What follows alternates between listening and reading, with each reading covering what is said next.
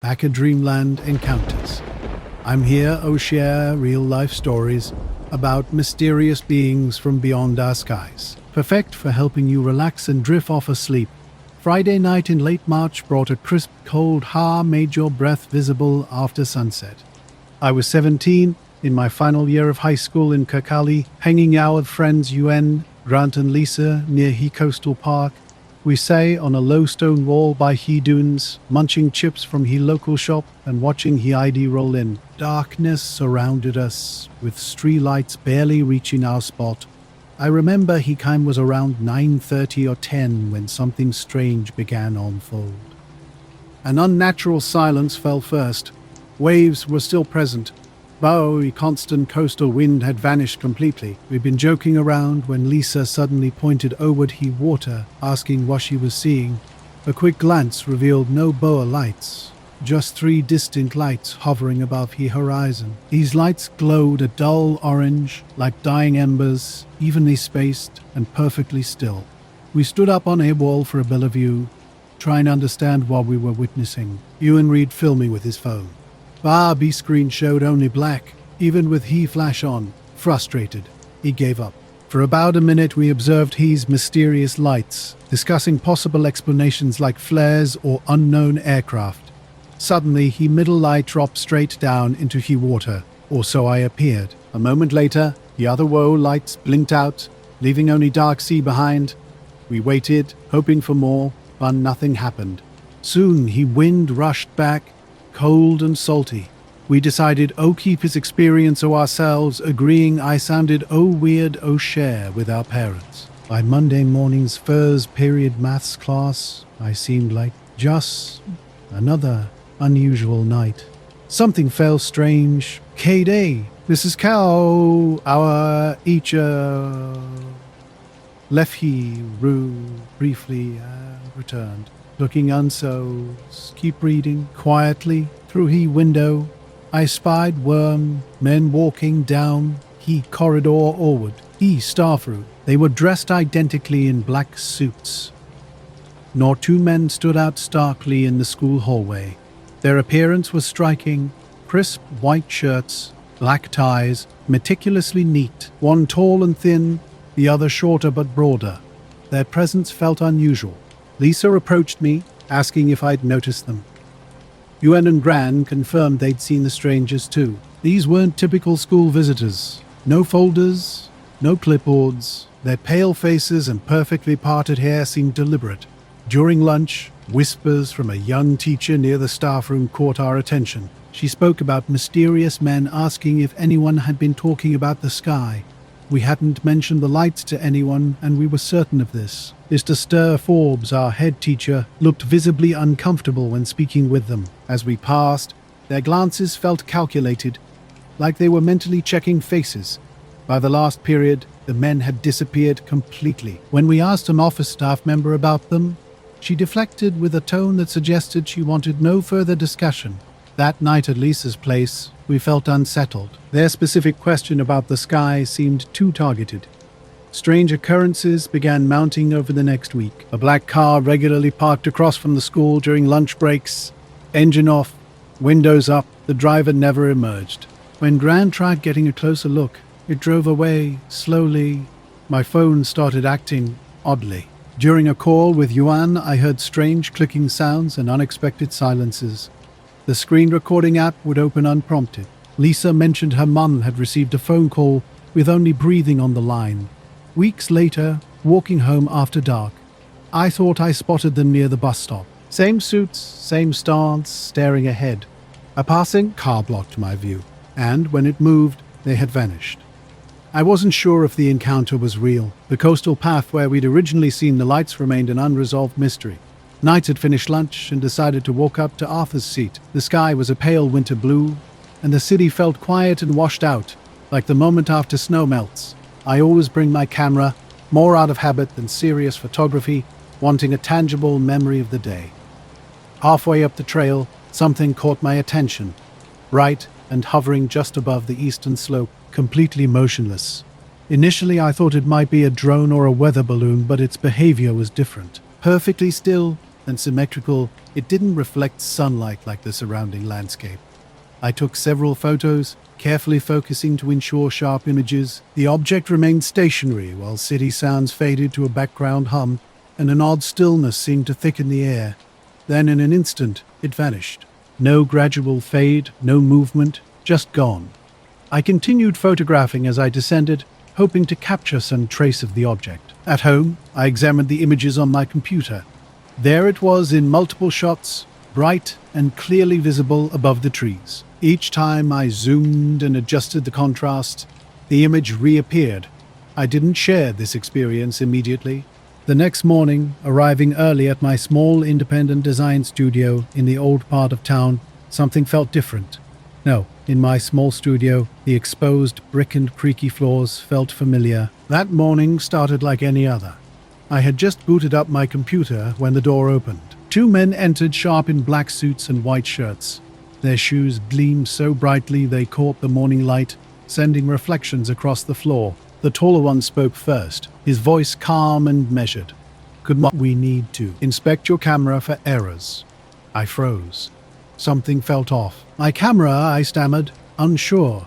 He nodded toward the bag on my desk. Please, he said, stepping closer with an unnerving silence. The shorter man remained quiet, scanning the office with intense, calculating eyes. We returned once on a Sunday evening, but none of us could relax. Sounds seemed amplified, the gulls, the wind, the distant traffic.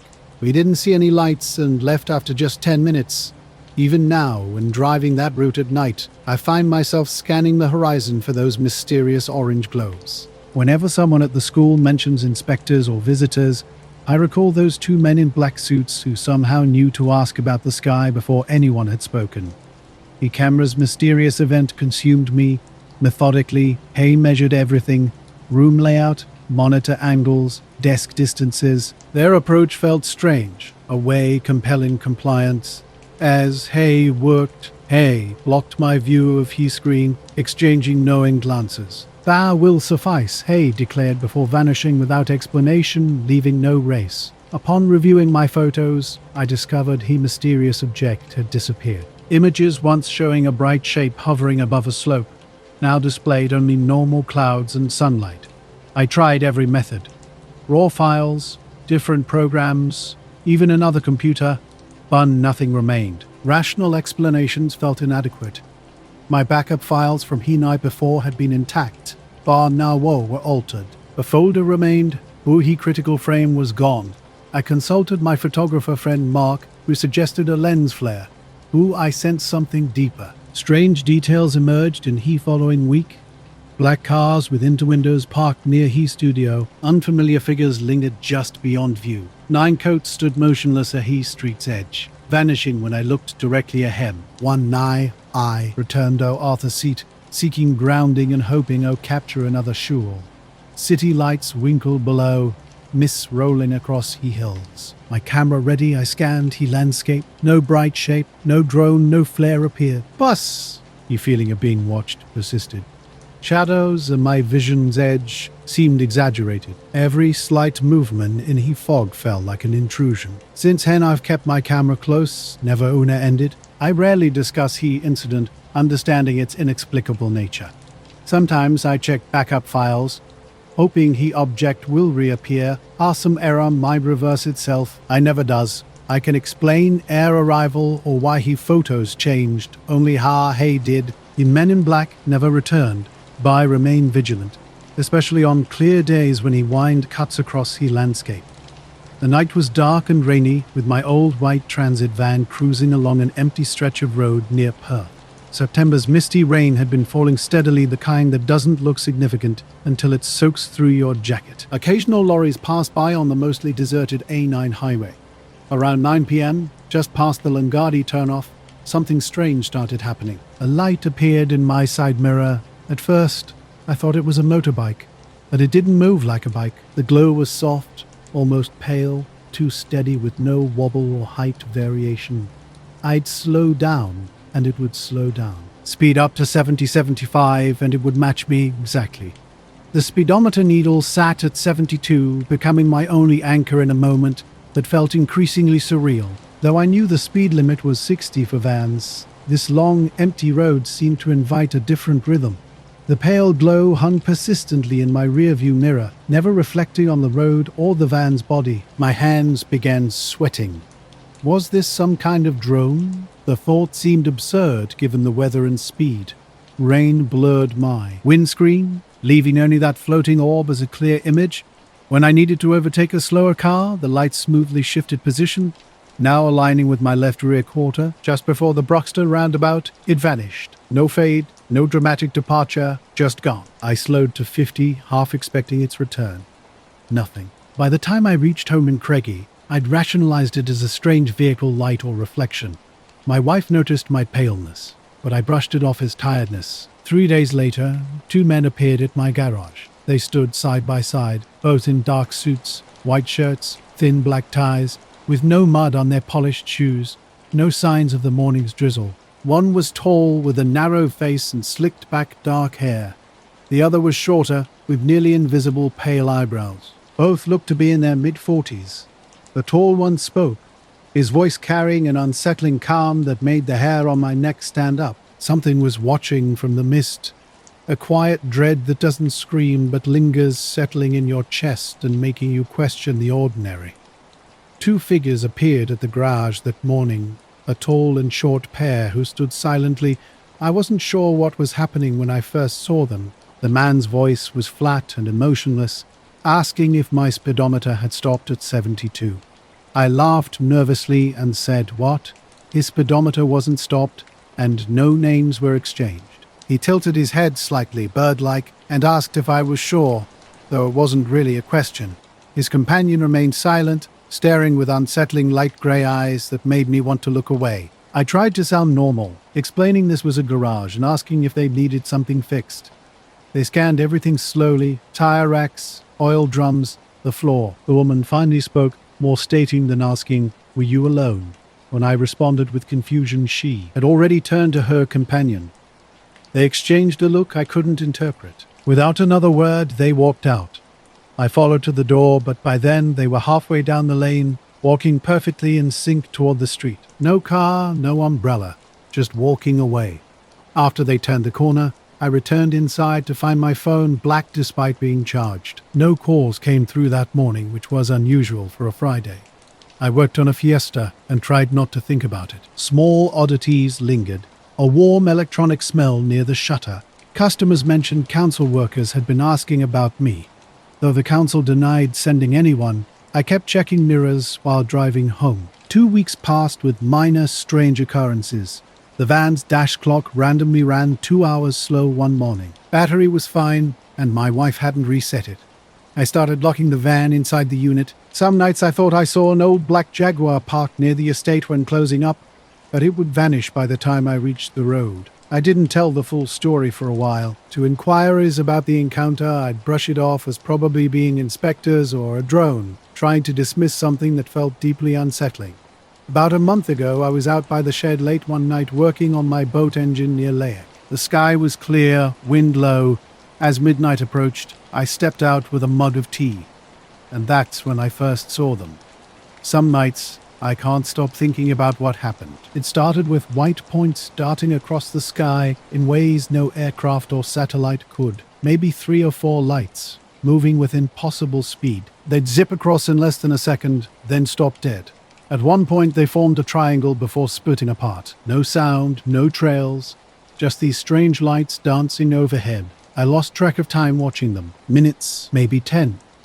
I tried grabbing my phone, but by the time I returned, the sky was empty. I didn't tell anyone, not out of fear, but because I knew how crazy it would sound.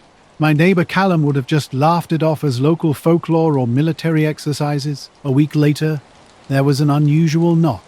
3 even taps, a pause, then 2 more. When I opened the door, 2 men in plain black suits stood there. No car, no footprints on the wet gravel. They looked completely dry despite the drizzle. The taller one spoke first, voice flat and emotionless. "Have you heard the clicking noise?" No introduction, no pleasantries. I responded, genuinely confused. What clicking noise? Those words now keep playing in my mind. They didn't ask if I'd seen anything. They spoke as if they already knew. I still drive that route some nights out of habit. The stretch near Letif, I keep watching the mirrors, waiting for that pale glow to reappear. It hasn't. But every time my speedometer nears 72, my palms start sweating just like that night. Without thinking, I ease back down to 60. The shorter man stood silently, staring at me with pale grey eyes that seemed unfocused. His face was completely blank. I asked if they were with the council, wondering if this was about the pasture or the boat. They didn't respond. The taller one scanned my hallway walls before delivering a precise instruction. If you notice the clicking, note the intervals. As quickly as they'd arrived, they both turned and walked down the gravel drive. By the time I got my boots on and went outside, they were gone. The drive is long and straight with a clear view to the road. The only other living thing nearby was the neighbor's collie. Nothing but drizzle and gulls surrounded me. In bed that night, silence enveloping everything, I first detected a faint clicking, like a fingernail tapping against glass. It wasn't constant or regular. I searched everywhere, boiler, fuse box, fridge. Nothing. Just when I thought it had stopped, the sound would start again. Sometimes a single sharp tap, other times a cluster, reminiscent of an incomprehensible Morse code. Recording attempts revealed only room noise. This continued for a week. No men in suits returned, no strange lights appeared, just those soft clicks in the silence. I stopped acknowledging it, even to myself. I didn't want to make it real. The radio became my shield against the night sounds, but when switched off for sleep, the clicks returned, softer yet still present. One evening, an old black Jaguar with unreadable plates parked down the lane where it meets the main road. As I stepped outside, it rolled away slowly without lights. The sheep remained undisturbed. 2 weeks after my initial encounter, I woke at 3 a.m. to find the kitchen light on, something I never do. The back door was locked, but the bolt sat in an unusual position. Small details were slightly off. My mug had moved from sink to table, and my boots were turned outward.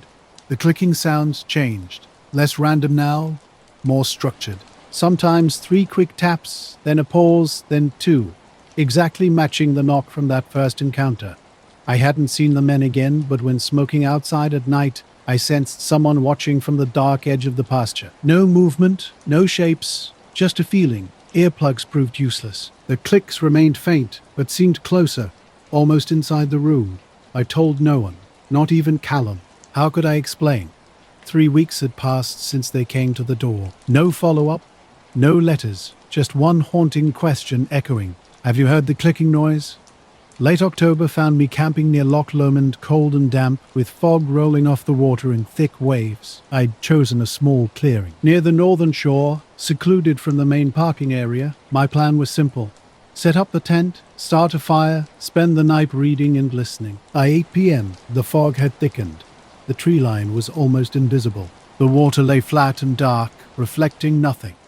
As I leaned back in my folding chair, I noticed the lights. No. 2 human-sized figures stood motionless beyond the water, where no path or road existed. Like small, bright white dots resembling headlamps, they remained perfectly still. The wind pushed the fog, revealing their dark, rigid shapes. I rubbed my eyes, thinking it was a fog-induced illusion. But when I looked again, they were still there. At first, I tried to ignore them, telling myself I was imagining things. Time seemed to stretch endlessly. I'd catch glimpses of them between tending my fire and pouring water into my kettle. Once, I thought I saw one shift slightly, but it might have been a trick of the thick fog. Something stopped me from calling out. This wasn't traditional fear, but a strange awareness that my presence mattered in ways I couldn't comprehend. Around 3 o'clock in the morning, the fog was so dense I could barely see the shoreline. When I finally grabbed my flashlight and swept its beam across the landscape, the men were gone, not hidden, but completely absent. No trace remained where they had stood. I searched the trees, finding nothing. The water lay flat and empty. Then I heard it. Leaves crunching softly, steadily. From the tree line, 2 figures emerged where no path existed.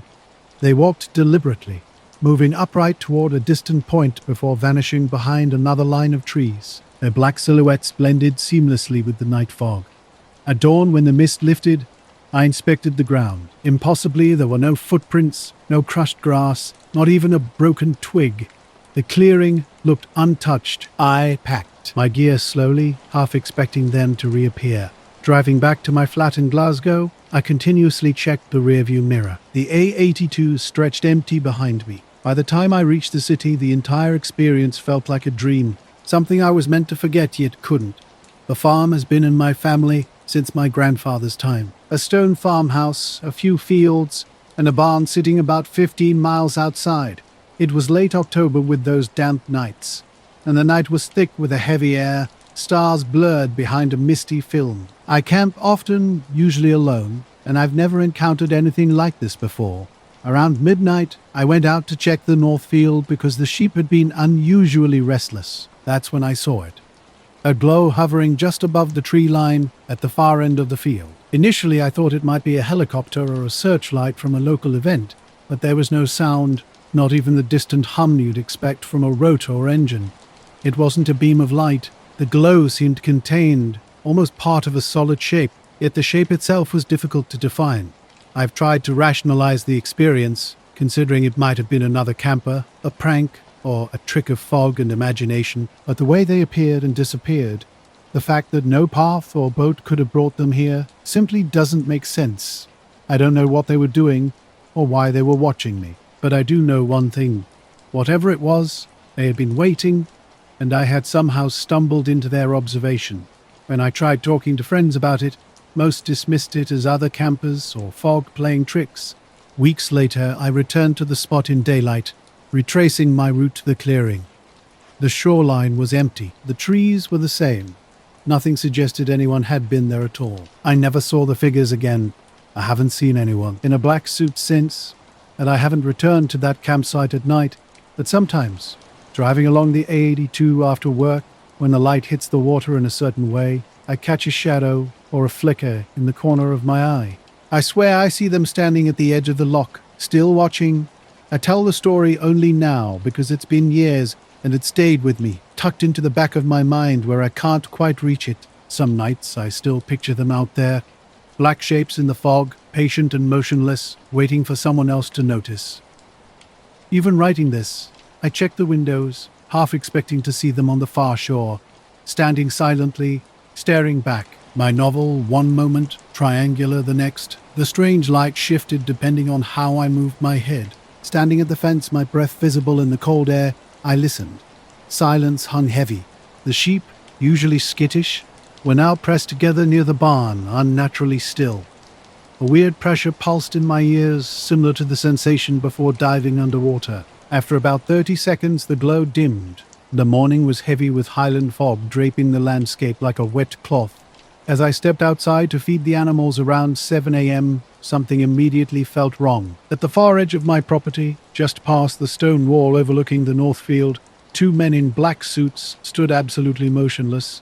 They weren't talking or moving, just staring straight up at the sky. Their stillness was unnerving. No shifting weight, no adjusting feet, no visible breath clouds. They were like statues, perfectly positioned against the misty background. Their pale skin and dark hair were barely discernible, possibly with sunglasses despite the dim morning light. My gut told me not to call out. While preparing feed buckets, I kept glancing back. Each time I looked, they remained in the exact same spot, watching the sky intently. About 10 minutes passed. At one point, I turned my back completely to enter the barn for another feed sack. When I returned, just 30 seconds later, they were gone. No car, no footprints on the damp grass, just an empty hillside and rolling fog. Walking to their previous spot with my heart racing, I saw the grass was flattened where they'd stood. I scanned the fields, the lane, even the small road running parallel to my land. Nothing. The sheep had moved to the opposite end of the field, unusually restless. My dog Bear, normally fearless, stood at the barn door with his tail down, refusing to cross the fence line even when I called him. Throughout the day, I kept checking that spot. The north field seemed off, and Bear's behavior confirmed something was strange. That night, when the mist rolled back and the stars came out, I felt a soft rhythmic pressure in my ears, like being underwater. Nothing moved in the sky. The sheep huddled tightly by the barn, and I watched through the window, lights off, scanning the property's edge for any movement. For 3 more mornings, I checked the field at dawn. No men in suits appeared, no mysterious glow above the trees. But the sheep remained reluctant to graze in the north field. They'd take a few steps in, then back away, clustering together as if an unseen force kept them at bay. An unsettling barrier kept me frozen in place. By week's end, I abandoned my attempts to push through. I cordoned off the area and left it untouched. Standing at its edge felt different. The atmosphere seemed dense with a quiet pressure almost tangible against my skin. Late November brought a cold, damp night with hints of wet tarmac and chimney smoke. Claire, my girlfriend at the time, had just moved into a small terrace house near Dundee's outskirts. We'd spent the evening unpacking boxes, finishing well after midnight. Her street was a short residential road ending abruptly, with old brick houses lining narrow pavements and a single orange street light marking the corner. When we stepped outside for some air, an unusual silence enveloped us. No distant cars, no barking dogs, just stillness. Claire lit a cigarette and motioned for me to look up. Over the rooftops not far above, a triangular shape hung in the sky. We stood completely still, not a sound between us. A strange object hung in the night sky, marked by 3 points of white light with a faint red glow in the center. It wasn't massive, but close enough that we could make out its darker edges against the sky. The thing just hung there, completely motionless. I've encountered strangers passing through before, lost hikers, surveyors, kids on bikes, but nothing like this. Nothing like 2 silent men in black suits staring at the sky in the mist. Nothing that leaves an entire field feeling so fundamentally wrong. We whispered to each other, not really understanding why we were being so quiet. Claire tried to capture it on her phone, but the screen stayed black, refusing to record anything. After 2 attempts, she gave up. We watched as the red center pulsed once, and then the corner lights blinked in sequence. 1, 2, 3, like stage running lights. It repeated twice before everything went completely dark. There was no movement when it disappeared. No sudden speed, no upward climb. It simply wasn't there anymore. I never saw those men again. I still don't understand how they arrived or where they went. Now, whenever I step outside at night, I find myself glancing at that tree line, half expecting the glow to return or those 2 figures to reappear, their attention fixed on something beyond my comprehension. We stood shivering, staring at the empty sky until Claire finally said, "Let's get inside." That night, neither of us slept well. We didn't tell anyone, not our neighbors, not our families. We barely discussed it between ourselves after that. The first night was just the beginning. A week later, we stood at the bus stop on the high street. Evening had settled in, around 6 o'clock, and darkness had already claimed the sky. A light drizzle made the pavement slick under the streetlights, and we were alone at the empty stop. From the opposite direction of the main road, a man approached. His black overcoat concealed his hands, revealing a black suit, white shirt, and black tie underneath. Despite the cold, he wore no hat or gloves. His hair was neatly parted, and his face was clean-shaven. Without any greeting or preamble, he stopped a few feet away and stared directly at us. First at Claire, then at me. He asked with startling clarity, "Did the lights blink in sequence?" I hesitated, trying to process his strange question. Claire began to respond, but before she could, he turned and walked away. His departure was neither hurried nor anxious, just a calm stroll back the way he came, his shoes clicking on the wet pavement. He never looked back. We sat frozen. The bus came and went without us.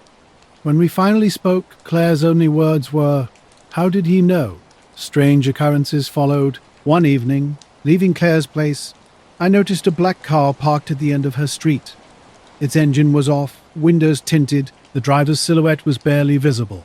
As I walked toward it, the car started and rolled away slowly, not speeding, just moving as if it had been waiting. Claire reported her landline ringing twice late at night that week. But when she answered, silence greeted her, only a faint clicking sound, reminiscent of an old tape recorder, came through the line. Another night, I woke on her sofa and saw a bright white light through the curtains. Engine sound accompanied it.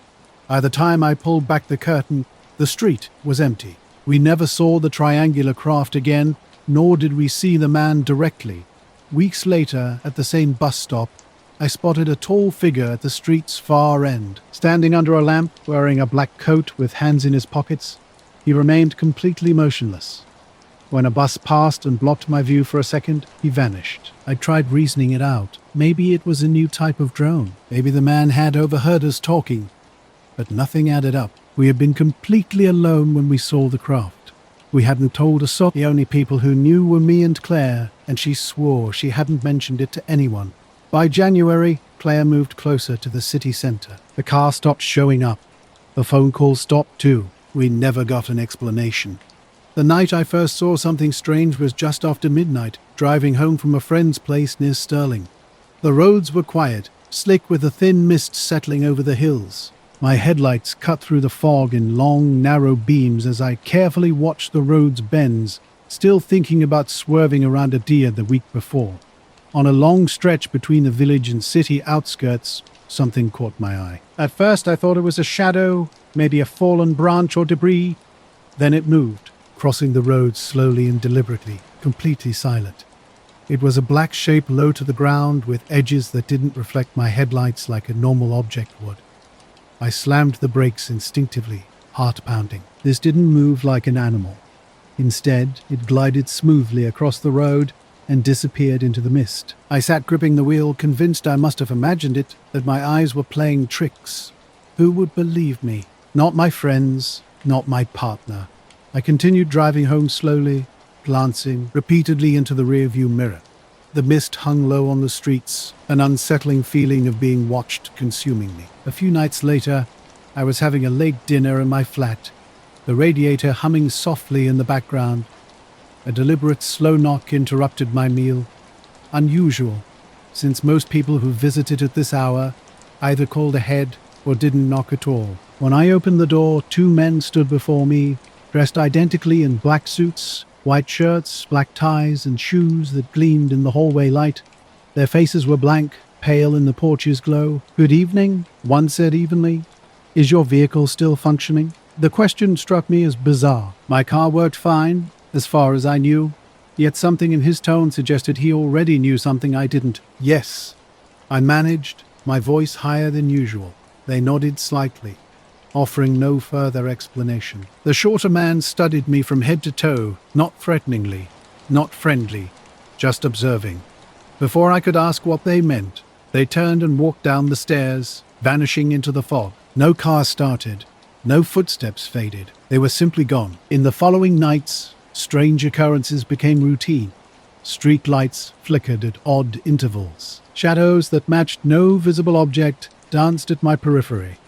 Now, whenever I wait for a bus at night, I catch myself looking over my shoulder, half expecting a man in a black suit to ask me a question I won't know how to answer. Car engines started in the distance, but the road remained empty. Dark figures seemed to move behind the mist at the street's edge, vanishing when I drew near. An uneasy vibration burrowed deep into my chest, and this weirdness extended far beyond my flat. During my commute, I repeatedly noticed unusual black cars, older sedans with heavily tinted windows, always parked in strange locations and seemingly empty. I began checking locks and windows multiple times each night, the sensation of being watched growing increasingly oppressive. Something was definitely not right, though I couldn't explain exactly what. Late autumn had settled in, with radiators clicking and hissing. 2 weeks earlier, I'd been walking home from the pub, cutting across the park near the canal when something caught my eye. A line of lights hung low, moving slowly, unlike any plane I'd seen, too quiet, too close, with lights that didn't match any aircraft. Since that night, things started feeling off. I began logging strange occurrences on my phone, trying to track these unusual moments. Sometimes I'd scroll back and find entries I didn't remember writing. Notes in my own handwriting described times and places I wasn't sure I'd been. I wondered if I was sleepwalking or dozing off while driving. One foggy grocery run changed everything. The mist was heavier than usual, clinging to the road. Suddenly, I saw that same low black shape cross in front of my car, moving silently between fog and headlights, as if it belonged to another world. I slammed the brakes. It vanished. No sound, no trace, as if it had never existed. That night, sleep was impossible. I stared at my car in the driveway, barely visible in the dim streetlight. Every creak, every gust of wind felt like a warning. Eventually, I tried to return to normal. I drove less at night, avoided certain roads, kept windows closed. The men in black never returned. No knocking, no watching. The black shape disappeared, at least from my view, but the memory lingers. A stranger appeared at my door, tall and imposing in a pressed black suit, white shirt buttoned to the neck. His appearance was striking, pale skin, narrow face, dark hair combed flat. He looked to be in his early 40s, but something about him was hard to define. What truly caught my attention were his eyes. Not their color, but the way he stared, unblinking, fixed, as if eye contact was a skill he hadn't quite mastered. "Mr. Archer?" he said. I nodded. He didn't offer introductions or a handshake. Instead, he walked into my living room with calculated steps, scanning the surroundings. His gaze swept over my bookshelf, a half-empty water glass, and unopened mail. Then he turned to me with unsettling calmness. 3 nights earlier, I'd witnessed something strange. 6 or 7 white spheres glowed and shifted in the sky, seemingly connected by an invisible thread. They hung there for maybe half a minute before tilting and sliding behind the clouds. No sound, no trail, just gone. When I mentioned this to Pratt on the radio, it was a short, unremarkable description. He joked that I needed another pint, as usual. That was supposed to be the end of it. Now this stranger wanted to know about sound patterns I'd noticed. This caught me off guard. I hadn't mentioned any sounds to anyone, not even when initially describing the incident to Graham. The whole thing had been eerily silent. I told him exactly that. No hum, no vibration, nothing. He tilted his head slightly as if he didn't quite believe me. I insisted again, just lights, nothing more. He stared at me for what felt like an eternity before sitting in my armchair without invitation, moving with a strange, stiff precision. He folded his hands on his knees and began asking about the exact arrangement of the lights. I tried to describe it as best I could, but he kept interrupting with specific questions about how the lights worked. Did they pulse in sequence? Did they overlap? What was their pattern? Documental. An uneasiness started to creep over me as he spoke about brightness shifting in cycles. His exact words echoed in my mind. He wasn't threatening, but something about his intense focus on minute details made me nervous. No notes, no notebook, no phone. Just sitting there, staring and asking questions. At one point he caught me off guard by asking if I'd experienced any unusual dreams since the sighting. I said no, but then admitted I'd been waking up suddenly in the middle of the night, sitting upright in bed with my heart racing, no memory of what I'd been dreaming. I kept that last part to myself. After about 20 minutes, he stood up abruptly. No goodbye, no thank you. He simply said, "If you notice the sounds, you will know what they mean." Then he walked to the door, opened it himself, and stepped into the hallway. More out of curiosity than anything else, I followed. He went down the stairs slowly, almost mechanically, leaning over the railing. I expected to hear the front door open when he reached the bottom, but there was nothing. No creak of hinges, no slam, just silence. I waited a full minute, then went down after him. The entryway was empty. Outside, the street was quiet with just one car parked under the lamp. No sign of him walking away. That night, sleep eluded me. I kept replaying our conversation, especially that line about sound patterns. I felt like he knew something I didn't. The more I thought about it, the more I wondered if there had been a sound that night in the park, something too faint for me to register, or maybe he was deliberately planting the idea in my mind. A week later, the strangest thing happened. While brushing my teeth with the bathroom window cracked open, I heard a low, steady hum. At first, I thought it was the boiler or distant traffic, but it wasn't. The sound was deeper, more even, almost like standing next to an electric transformer, except it was coming from outside. I turned off the tap and stood listening. The hum continued for about a minute, then faded completely. I rushed to the window and looked down at the street. Nothing unusual, just the same cars, the same empty pavement. I never saw the man again. Cufford's, a small regional hospital outside Manchester, typically deals with older patients experiencing falls or respiratory issues. Unusual cases were rare. About 6 years ago, one particular night stood out. Around 1:30 in the morning, paramedics brought in Alan Webster, a man from a nearby village. Mirth, late 30s, with muddy boots and a jacket smelling of wood smoke. A typical scene turned extraordinary when the man collapsed in a field after calling emergency services while walking his dog. His vitals remained stable, yet Alan was visibly shaken. Repeating a cryptic message, I was right above me. I couldn't move. The lights were everywhere. He seemed trapped in a moment of intense fear. Paramedics appeared dismissive, rolling their eyes and muttering about late-night television. Despite his state, we admitted him for overnight observation. As I settled him in, Alan continually tried sitting up, constantly glancing toward the window, as if expecting something to still be present. His dog had vanished, not returning after the incident. When I inquired about his experience, Alan described a silent disk of light circling over the tree line, no sound at all. That's the worst of it, he emphasized, his speech slurred from what seemed like recovery from a fainting spell. He claimed he blacked out when something moved overhead and temporarily lost sensation in his hands. I documented everything professionally, though. Part of me attributed his account to stress or dehydration. Around 3 a.m., while completing charts at the nurse's station, 2 men entered the ward through the main doors, an unusual occurrence given our strict lockdown procedures. Both wore identical black suits with white shirts and black ties, their shoes impeccably polished. One was shorter, bald, with pale skin. The other taller, dark-haired, appearing to be in his early 40s. What unsettled me most was their synchronized, purposeful movement. Walking directly to the desk, the shorter man asked in a flat tone, "Where is Mr. Beerstraight? Where is Mr. Platt? Pear? Where is Mr. Staken Fortes?" Pear! Alan Webster.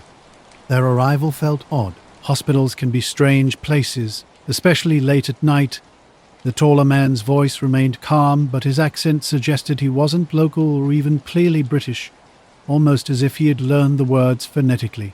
When I mentioned visiting hours were over, the shorter man leaned closer, his fingernails oddly smooth like plastic. "We need to speak with Mr. Stouter Webster now," he said in a way that made my stomach twist. Against my better judgment, I gave them his room number, insisting I'd check with the charge nurse before letting them in. They didn't wait. No, as I followed the men down the hall, their shoes clicking in sync, I tried to make sense of what was unfolding. By the time I reached Alan's room, the door was already closed. Through the glass panel, I witnessed 2 men standing on either side of his bed. Alan was awake, his eyes moving rapidly between them. His mouth was moving, but I couldn't hear a word. One man held a small notepad but wasn't writing. When I tapped on the door, no one responded. In a brief moment, Alan looked at me, and the fear in his eyes was unmistakable. The taller man then leaned in and spoke, and Alan's expression went completely blank. After about 10 minutes, they left. I tried to ask for identification, but the taller man simply stated he has been discharged without offering any further explanation or documentation. Rushing into the room, I found Alan's bed empty. The sheets were pulled back, and he was gone. Not in the bathroom, not in the deep hallway. His clothes and boots had vanished too. I attempted to chase after the men, but the corridor was empty. Running to the stairwell and lobby yielded nothing. Security insisted no one had entered through the front doors in the past half hour. By morning, the situation had become even more bizarre. Alan's admission record had completely disappeared from the system. No file, no wristband, nothing. When I inquired, staff claimed the patient number I provided didn't exist. The paramedics who had brought him in denied ever transporting anyone by that name. I checked the incident book and confirmed my 1:45 a.m. entry for Alan Webster, but now it was as if he had never existed. Claire, a night aide, was the only one who shared something unusual. She had witnessed 2 men escorting Alan from his room, walking unsteadily between them, almost like a sleepwalker. When we reviewed the ward CCTV footage, a 15-minute gap existed precisely during that time. No discharge papers were filed, no doctor signed off. Officially, Alan Webster was never admitted. Weeks after his disappearance, strange occurrences began to haunt me. The stairwell light would flicker when I was alone. Automatic doors at the front would unexpectedly open around 3 o'clock or 4 a.m. once. While leaving my shift near dawn, I spotted a black sedan with tinted windows idling across the street. The moment I turned to look directly at it, it slowly drove away without headlights. I never saw Alan again. No, Late one August evening on Low Rannoch after sunset, I was fishing in my usual spot. Something wasn't quite right. The water moved strangely, not from wind or fish, but something deeper. A soft glow appeared beneath the surface, shifting slowly as if following a hidden pattern. No wind stirred, no fish disturbed the water. I watched longer than intended, trying to understand what I was seeing. The glow moved in almost perfect arcs, sometimes disappearing, sometimes reappearing a few feet away. Eventually, I packed up and shook my head. I told no one, wrote nothing down. This was one of those experiences you file away, unsure if it even happened. The next morning at the dock, while cleaning my nets, a distinctive black sedan caught my eye. It was parked at the far end, old and weathered like something from the 90s, with tinted windows darker than usual. Two men in crisp black suits and gleaming shoes approached with an unsettling precision. The tall one spoke first, his voice calm and flat. "How many times have you seen the movement?" he asked. I blinked, uncertain what he meant. I hadn't told anyone about the previous night's strange occurrence. Not neighbors, not friends, not anyone. These strangers seemed to know something they shouldn't. When I claimed I didn't understand, the shorter man stepped closer, his ash-grey eyes fixed on me steadily. "You know the pattern, the light," he said. Something in his gaze made me uncomfortable. I finally admitted I'd seen it only once, and even speaking those words felt wrong. A quick glance passed between them so fast I almost missed it. Something unreadable flickered in that exchange. Confusion, disbelief, or something else entirely. They turned and walked back to their car with an unnatural gait that didn't seem quite human. Neither fully opened their door before sitting, and the car started without a sound, sliding into the gravel like morning mist.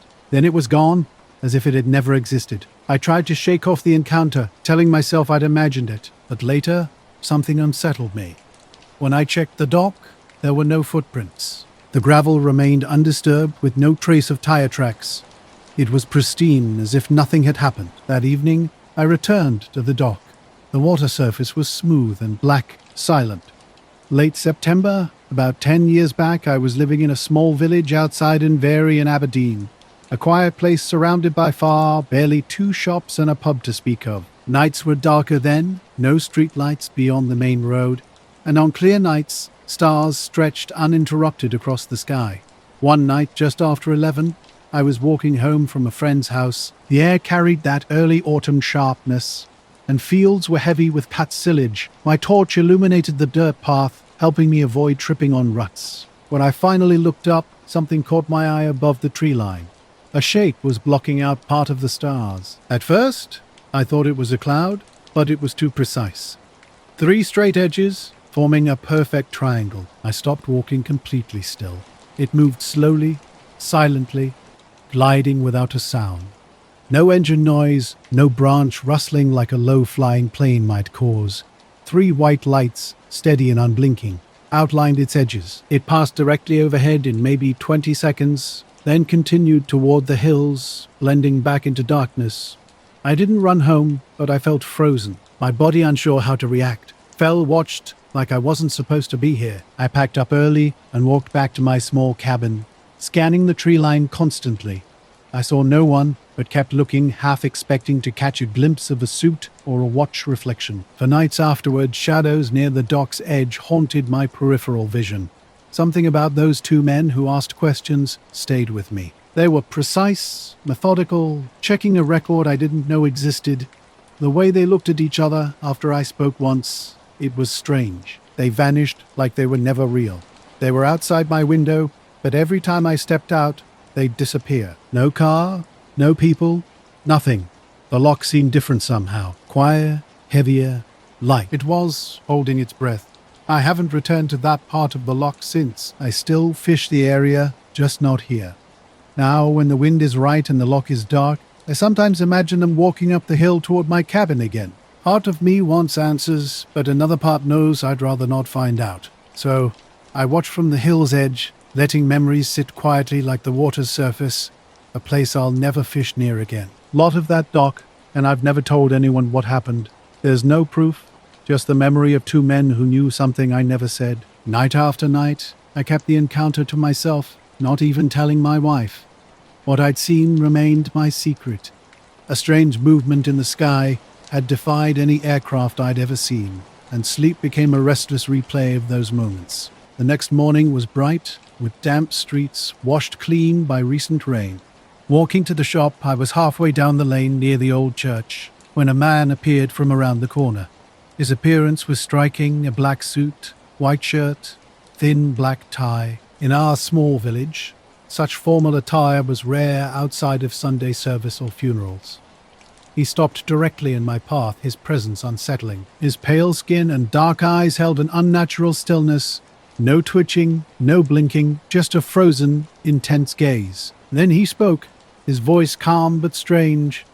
Did he craft rotate? The question caught me off guard. How did he know? I hadn't told anyone about what I'd seen, hadn't even fully processed it myself. When I asked him to clarify, he repeated the exact same words. Almost reflexively, I responded that the object had simply glided flat. The moment the words left my mouth, I realized I'd revealed more than I intended. He nodded as if confirming something, and walked away down the narrow street by the church. Something compelled me to follow, but when I turned the corner, the lane was completely empty. I walked to the end, emerging into an open field with no possible hiding spots, no gates, no vehicles. Nothing explained his sudden disappearance. In the following days, odd occurrences began to unsettle me. My typically calm dog barked repeatedly at the garden gate, always just before 2 a.m. Once I thought I'd glimpsed a dark car idling at the field's edge, its lights extinguished. The phrase, "Did the craft rotate?" echoed in my mind, a persistent reminder that something unexplained had happened. My memory haunts me. That night at Loch 80 was unlike anything I've experienced before. Laura and I had planned a weekend camping trip, eager to test out her new gear before autumn arrived. Late August brought warm days, but chilly nights that demanded a good sleeping bag. We discovered a perfect campsite off a forestry track on the north side. A flat piece of ground overlooked the loch, with a farmhouse's faint lights barely visible in the distance. The silence was profound. Every water ripple and branch movement seemed amplified. After dinner, we sat by the water's edge, quiet and listening.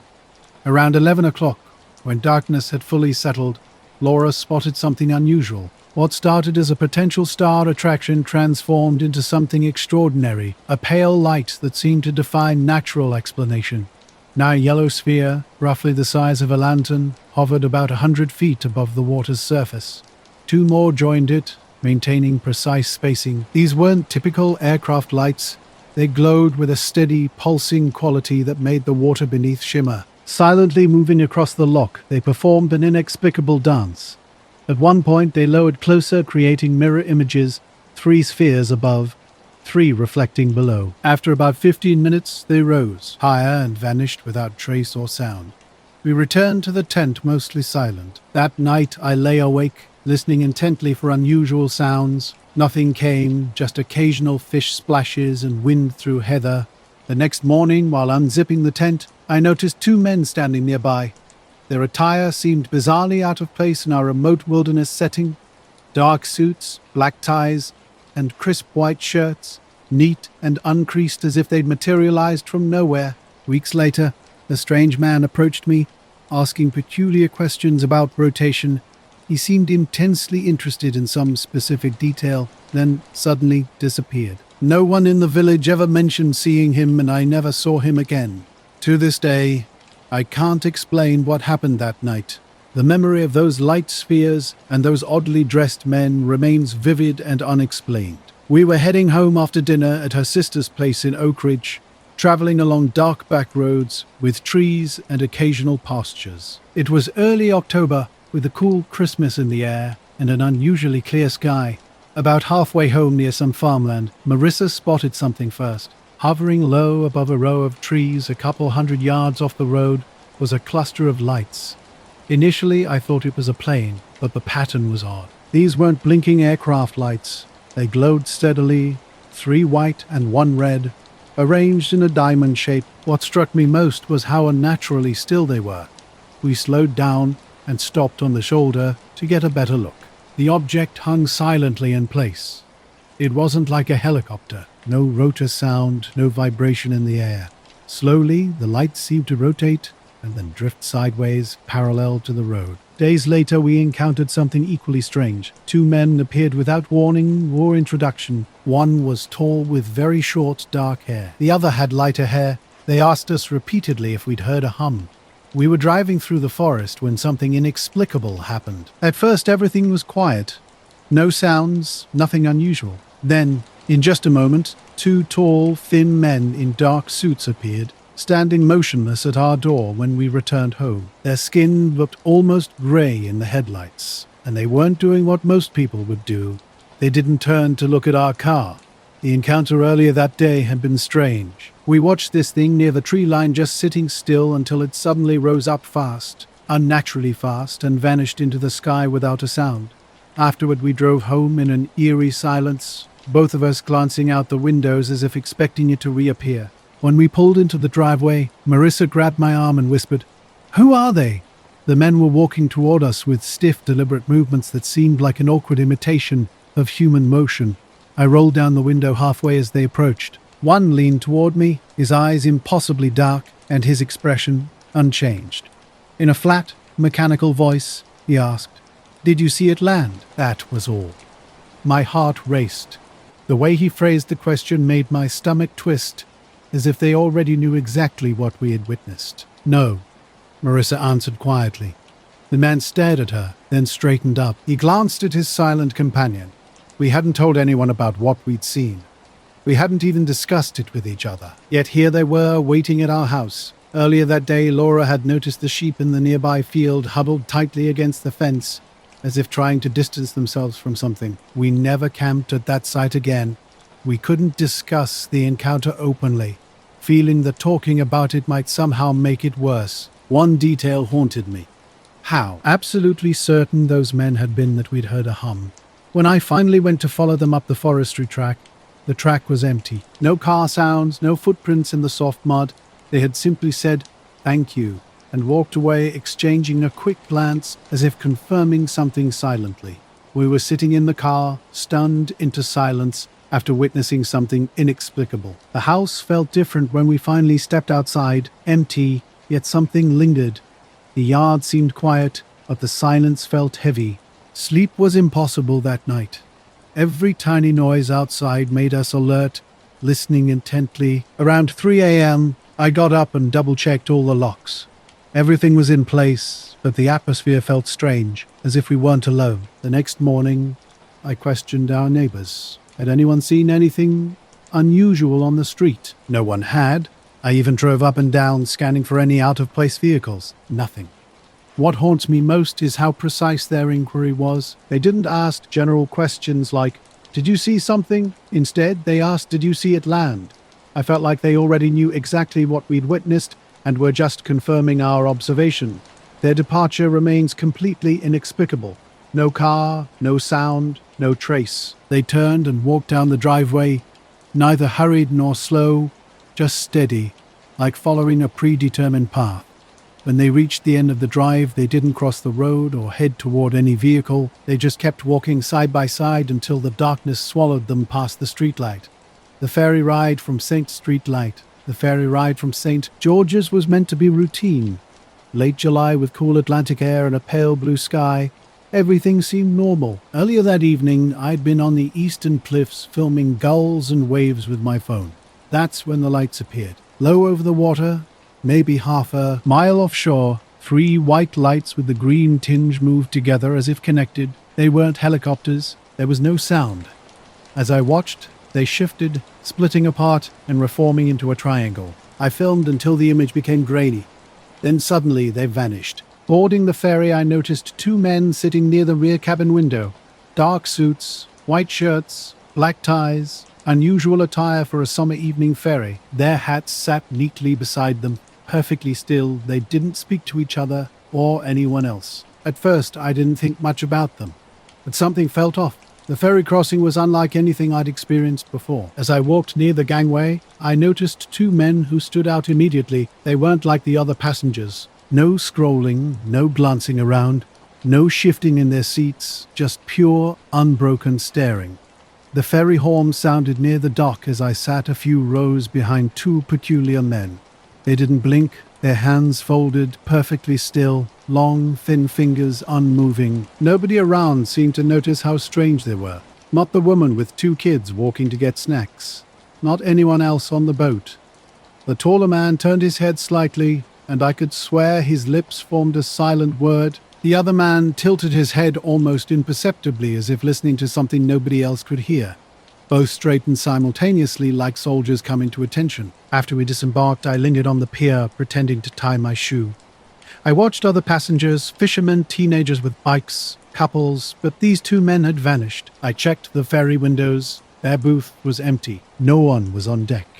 Later, I would review grainy, shaky phone footage of strange lights. Those 2 men had appeared and disappeared so quickly, leaving nothing but questions. This happened during a grey autumn, the kind of damp chill that cuts through multiple layers. I was working my family's farm outside Stirlingshire, a quiet life of sheep and barley that had been mine since I could drive a tractor. The first odd thing occurred just after dusk on a Wednesday. I was splitting wood in the yard that afternoon when a black car rolled down our muddy lane. It looked too polished for our rough track. 2 men stepped out, both tall, dressed in dark suits and hats that seemed out of place, too crisp and clean for our rural setting. Earlier that night, I'd noticed something unusual in the north pasture. At first, I thought it was moonlight, but these were 3 distinct lights hanging in a tight triangle above the field. They moved almost lazily, yet remained perfectly aligned. No sound, no engine noise, just an eerie glow moving silently overhead. The men looked odd. They were incredibly pale, like they hadn't seen sunlight in years. Their faces were smooth, almost waxy, and they blinked far less than normal. One spoke first with an accent I couldn't place. Not English, not Scottish. It wasn't a question, more a statement. I'd watched those lights for maybe 10 minutes before they suddenly rose in unison and shot away, and I kept replaying the scene that night, unable to sleep. By morning, I'd searched for a rational explanation, convincing myself it was some kind of military exercise. I called the nearby Air Force base and reported what I'd seen. The man who answered was polite but brief, simply noting the time and location before saying, "Thank you, sir." Something felt off about the whole interaction. Walking home from school that Tuesday in October, the street looked ordinary enough. Mrs. Ortega's dog was tied to the porch rail. Kids' bikes leaned against steps and cars were parked nose to curb. The day felt cold, not biting, but making my skin feel tight. I'd missed the bus after my algebra test ran longer than expected, so I decided to walk the half-mile home. At first, it was just a light near the old water tower, one bulb that seemed to think it was a spotlight, but something was different. The light didn't sit on the power line pole. Instead, it hung in the air about 20 feet above the sidewalk, right past the library steps. A pale circle like a paper plate with a soft glow. No halo, no beam, just a steady disk. I stopped walking. My hands were tucked in my hoodie pockets, and my breath formed small clouds. The light was perfectly still. No flickering, no humming. The leaves didn't move when it shifted slightly to the left. As I followed the street, it followed me too, maintaining the same distance like a shadow. I know that sounds dramatic, but that's exactly what happened. I had my headphones in briefly, then took them out. I'm strange about wanting to hear the world when I'm alone. Now these strange men wanted to see my sheep. I hesitated, but felt compelled to comply. Something about their silent, waiting presence made me uneasy. I led them across the yard and through the gate to the south paddock, where most of the flock was grazing. They followed in complete silence, their shoes making almost no sound on the gravel. At the fence, the shorter one leaned against a post, staring intently at the sheep. The taller one turned to me and stated, "This is all of them." "Most," I answered, my voice small and uncertain. They nodded simultaneously, a slow synchronized movement that made my stomach knot. Then, without another word, they turned and walked back to their car. I stood there watching, unsure of what had just happened. Later that week, something strange happened with the sheep. Normally, they prowled the area. Now, here's the rewritten text. Something was wrong with the south paddock. The sheep refused to go near the sheds, bunching together by the gate and stamping their hooves. No matter how much I tried to coax them, they wouldn't budge. I ended up herding them into the smaller eastern field instead. At first, I thought it was just animals being unpredictable, but this kept happening. Every night after, they avoided the south paddock entirely. Even during the day, they huddled at the far edge if they wandered in at all. A week later, I decided to walk the field myself, trying to spot anything unusual. The grass looked completely normal. No scorch marks, no broken fences, just the same old pasture. Yet something felt off. A strange heaviness pressed down, like the air itself was thick with an unseen weight. I couldn't explain it better than that. Some men had been at the fence earlier that day, gripping the wooden posts tightly. By the time I caught up, they were already in their car. The engine started with a low purr, and they drove up the lane without looking back. Since then, I haven't seen them again. I haven't seen the lights either, but the sheep still won't settle in that field. It's as if they know something is there, something I can't see or understand. They sense something I don't, and their persistent avoidance speaks volumes about whatever might be lurking in that pasture. I walked to the corner, hands in my pockets, wrestling with fragments of the day. School had passed like any other, but something felt different. The two men in dark suits had come and gone, leaving behind a strange residue of unease. At lunch, TJ mentioned a traffic accident and a weird translator error in the newsfeed. I deflected, saying I hadn't seen anything. The hallway light fixtures seemed to hum differently, their fluorescent buzz slightly off-key. Everything felt subtly wrong. Earlier that morning, fog had settled overnight, making the front steps wet. Two men approached me, the kind you only see in movies about secrets. Their shoes were so polished they reflected the concrete. One had a small scar on his cheek, and they carried a faint scent, like hospital lemon cleaner. The taller man spoke first. "Good morning. We're following up on an observation. Did the sphere follow you again last night?" His words hung heavy in the air. I realized I hadn't mentioned a sphere to anyone, only a light. My tongue felt thick. I could have lied. I could have walked away. Instead, I wanted to see their reaction. So I told them about the light from the library, pale like a white with a hint of blue, mostly moving slowly, then suddenly sliding to the curb. No sound. My phone got fuzzy when I opened the camera. They exchanged a look, as if reading from the same script. "Thank you," the tall one said. "Continue your routine. Avoid sharing the observation. Keep to usual channels. Report any physiological symptoms." "Report to who?" I asked. He didn't answer. The shorter man added, "If it follows again, maintain distance. Do not attempt to interact." Then they were gone. Nobody at school seemed to notice. The janitor kept sweeping. Miss Patel buzzed through the doors on autopilot. Their visit felt like an invisible errand in a visible space. I spent the day acting normal, answering questions, taking notes, but watching everything. That night, dozens of small things rattled loose in my head, restless and unable to sleep. Now, I'd been out late, walking near my neighborhood after dark. The street was quiet, no lights, no movement. Just the stillness of evening hanging in the air. Gus, Mrs. Ortega's dog, trotted by with his owner, casting me a look that seemed to say, I should be inside. In the days following the men's unexpected visit to my school, everything started feeling strange. Small details seemed off. My phone's alarm would blink a minute early before, correcting itself. School security camera caught a weird moment. A 15-second morning clip where two frames suddenly became static before returning to normal. Maya, who sits behind me in history, claimed she didn't remember me telling Mr. Taper about something, but I knew I'd mentioned it 3 times that morning. Facts felt like they were sliding around me, never quite settling into place. A week later, on a rainy Thursday, I was called to the principal's office. I expected trouble for something minor, like texting in class. Instead, the 2 men from before were there, seated in folding chairs as if they'd always been part of the scene. The taller one wore the same thin smile. "We just want to ensure you're coping," the principal said. They asked about headaches, sleep issues, dizziness. I mentioned feeling tired and jumpy, carefully avoiding any reference to that second night. I watched my hands tremble when reaching for a pen. They didn't ask about the photos on my phone or the route I'd walked. They simply nodded and left. I tried to move on. I ran errands for my mom, did homework, went to soccer practice, normal things. But that light kept visiting my thoughts.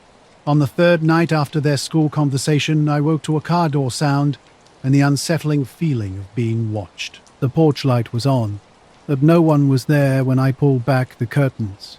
Late one August evening, when cicadas still hummed in the darkness, I pulled my car onto the gravel shoulder near County Road 14. As a freelance photographer returning from a barn shoot, I'd noticed something unusual. Thick cornstalks towered around me, dark and imposing in the humid air. 3 soft white lights hovered low over the cornfield. These weren't like planes or drones. They drifted, shifted subtly, then vanished. The next morning's silence felt like someone had stolen away an entire chorus of birds. I never saw the men again, not in person. Twice I spotted a black sedan.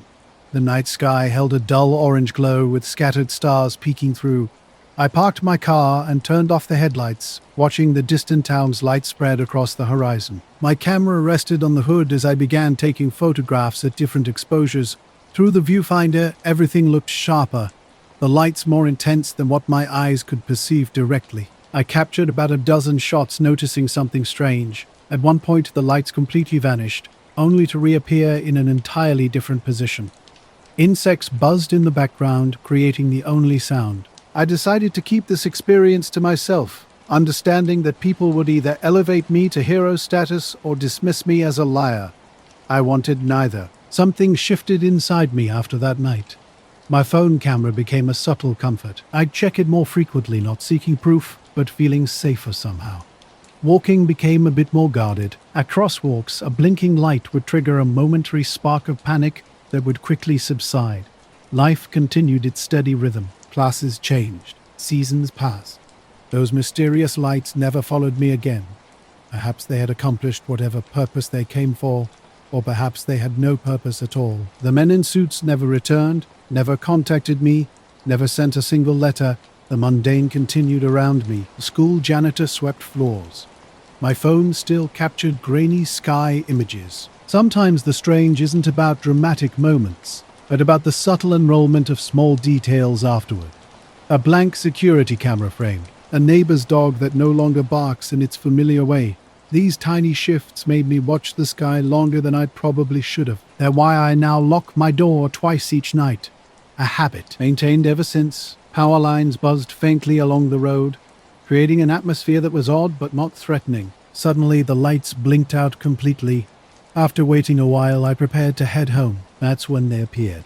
2 men stood by my car's rear, near the trunk. Their appearance was striking. Black suits, white shirts, black ties. The suits looked heavy like winter funeral attire, yet neither man seemed affected by the heat. One was significantly taller than me, at least half a foot, while the other was only slightly shorter. Their black shoes remained impeccably clean despite the dusty gravel. I hadn't heard them approach. One moment I was adjusting camera settings, and the next they were simply there. "Evening, ma'am," the taller one said, in a low, even voice. 2 nights before everything happened, I was stacking wood behind my small 1-story house on the edge of a farming town in upstate New York.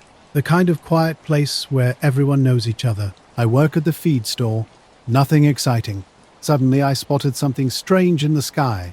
3 dull orange lights moving in a slow triangle, completely silent.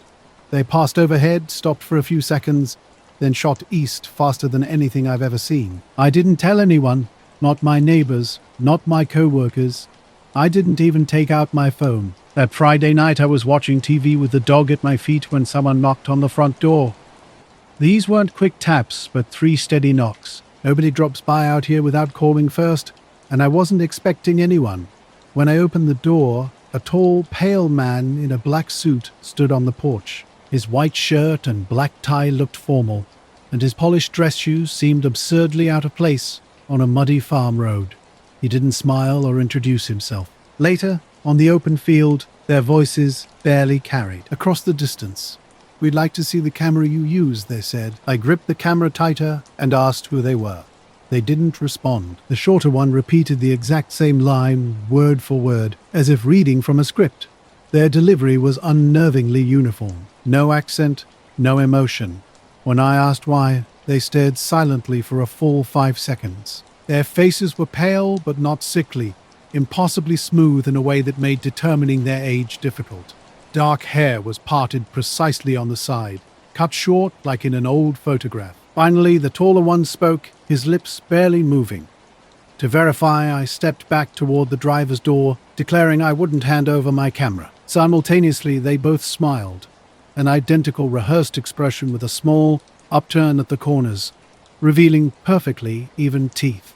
Without another word, they turned at the exact same moment and began walking down the road away from me. No car, no flashlight, just black suits and pale faces in the humid darkness. Their shoes crunched on the gravel for a few seconds before falling silent. When I looked up, they had vanished. The road stretched long and straight with no possible turnoff. Shaking, I got into the car and locked the doors. My hands trembled so much that I dropped the camera on the passenger seat. As I drove back to town, the radio dissolved into static for about a mile. I glanced in the rearview mirror after a long night, but the road behind me was empty. Later, back home, I started reviewing the photos from my camera. The first images were typical, dim shapes of the cornfield, some faint glows where lights had been. Then something strange caught my eye. Halfway through the sequence, one shot revealed two men standing between the corn rows. They faced the camera, blurry but unmistakable. Men in black suits among the corn stalks. This was odd because I hadn't seen anyone while shooting. No movement, no rustling leaves. In the very next shot, they had vanished. Just empty rows of corn. Unnerved, I shut the laptop and walked through my house, turning on every light. It was past midnight. Outside, only crickets broke the silence. 2 days later, while at the grocery store, my phone buzzed with a text from an unknown number. It was my own photo, zoomed in on the two men's faces. No message, no explanation. When I returned home, I discovered my camera battery was dead, despite being full earlier. Even more unsettling, the memory card was missing, and I knew I hadn't removed it. Since then, I've changed my locks. I still go out on photography shoots, but never alone, never near that cornfield. The unexpected visitor arrived without warning. Good evening. May I come inside to ask a few questions? No introduction, no badge, no warmth. When I asked what this was about, he tilted his head slightly, almost bird-like, and stated with precise language that he was gathering information about aerial phenomena observed from my property on November 23rd at 6:37 p.m. The exactness of the time immediately caught my attention. I hadn't told anyone about what I'd seen, not a single person, not even written it down anywhere. How do you know about that? I asked. He simply repeated, "We're gathering information." His appearance was peculiar. His skin looked grey like old paper, thin, colourless lips. His eyes were incredibly dark, so dark that pupils and irises seemed to blend together, and he didn't blink, not once. Standing in the drizzling evening with my porch light buzzing overhead, he began asking extraordinarily specific questions. Describe the light's arrangement. Describe their travel direction relative to true north. Describe any sound level or electromagnetic interference changes. He used the phrase electromagnetic interference as if reading from a script. I gave short answers, mostly hoping he'd leave. 3 lights moving east, silent, nothing else. When I said nothing else, he tilted his head again and stared at me intensely, a blank yet penetrating look, seemingly waiting for me to elaborate or correct myself. Not, he had stepped off the porch without writing anything in his notepad. "We thank you for your cooperation," he said, offering no identification for your cooperation. The entire interaction lasted maybe 3 minutes. I closed the door, my heart racing, with my dog still nearby. Moments later, curiosity got the better of me. I reopened the door to check where he had gone, maybe catch a license plate. The porch was empty. The gravel driveway showed no trace, no car, no footprints in the wet ground. The drizzle continued. I was driving home on Route 9, that stretch past Miller's farm with its broken fence and squared barn. Around 10:30, the rain had backed off to a steady mist, making the road glisten. While glancing at the GPS, thinking about nothing in particular, a pale light appeared over the field to my right, just above the stalks. At first, I thought someone had left a tractor light on, but it hung there motionless. No beams swept across the field, just a soft white glow, like a porch lantern floating 10 or 12 feet off the ground. I did what most people do, slowed down and stopped on the shoulder. Hazard lights blinking in the drizzle, the car went quiet except for the wipers. The lights stayed steady, not pulsing, making no sound. Later, back home, something felt off. My dog was whining softly. He almost never does that. I grabbed a flashlight and walked out to the road, scanning about a quarter mile in both directions. With the drizzle and my porch light behind me, I should have been able to see a tail light or at least a dark shape moving away. Nothing, just the sound of rain on the leaves. An hour later, while making tea, I realized something strange. When he'd been standing on the porch, I never heard the rain on his coat. Mine was soaked after a minute outside. He didn't have an umbrella, no beads of water on his shoulders. His polished leather shoes remained spotless. The next morning, I checked my security camera. An old motion-activated thing over the garage that records short clips whenever someone approaches. There was nothing from that night. No car pulling in, no person walking up, no one leaving, just the normal empty driveway. I thought about telling someone, but what would I even say? Here's the rewritten text. The night was eerily quiet when it happened. 3 lights appeared in the sky, sliding sideways about 30 yards before stopping completely. No vehicle, no cab, no wires connecting anything to the ground. My radio erupted into static, first a faint buzz, then pure white noise drowning out my local station. The dashboard clock blinked 0 momentarily before resetting. I tried taking pictures, but my phone shots came out blank. Just smears where light should have been, then nothing. Phone cameras never capture weird moments clearly, and these were possibly the worst evidence I'd ever have. A dozen mediocre images that would convince no one but me. Then, as suddenly as they appeared, the lights vanished, like someone flipping a switch. Driving on with slightly shaking hands, the field looked ordinary under my headlights, but something felt off. The road seemed unnervingly empty. No trucks, no other cars, not even crows on the fence. The world had shrunk down to something tight and confined. A week later, a letter arrived in the mail. No return address, no postmark. Inside was a single piece of plain white paper with words typed in the same flat, precise way he'd spoken. Thank you for your cooperation. I didn't keep the letter. I burned it. Since then, I haven't seen any strange lights. But at night, if a car slows down near my place, I find myself turning off the lights and waiting until it passes. The next morning, a black sedan appeared 2 houses down from my home. Parked under the sycamores, it looked pristine. No rust, no bumper stickers, with a license plate that didn't trigger any recognition. The car remained in the same spot for days. Sometimes the driver's seat looked empty. Sometimes a shadowy figure occupied the passenger side. I didn't approach it. On the 3rd day's midpoint, I watched it pull away when I was heading to the hardware store. Its movement was unremarkable, just enough to turn the corner and disappear. I'd been noticing the black car for days now. It started casually enough, following me at a steady pace, half a block behind a delivery truck. When the truck turned, the sedan smoothly eased into the space left behind. I told myself it was just a coincidence, but then it kept showing up. At the diner on Pine Street, the kind of place that keeps coffee hot all night and boasts fresh pie even at 2 a.m. at the grocery store near the library. In the church parking lot, each time I spotted it, a tightness crept across my shoulders, like someone was pinching the skin between my shoulder blades. I mentioned it to a co-worker who joked about the UFO guy last month, his laugh not quite reaching his eyes. He suggested calling the police, but I never followed through.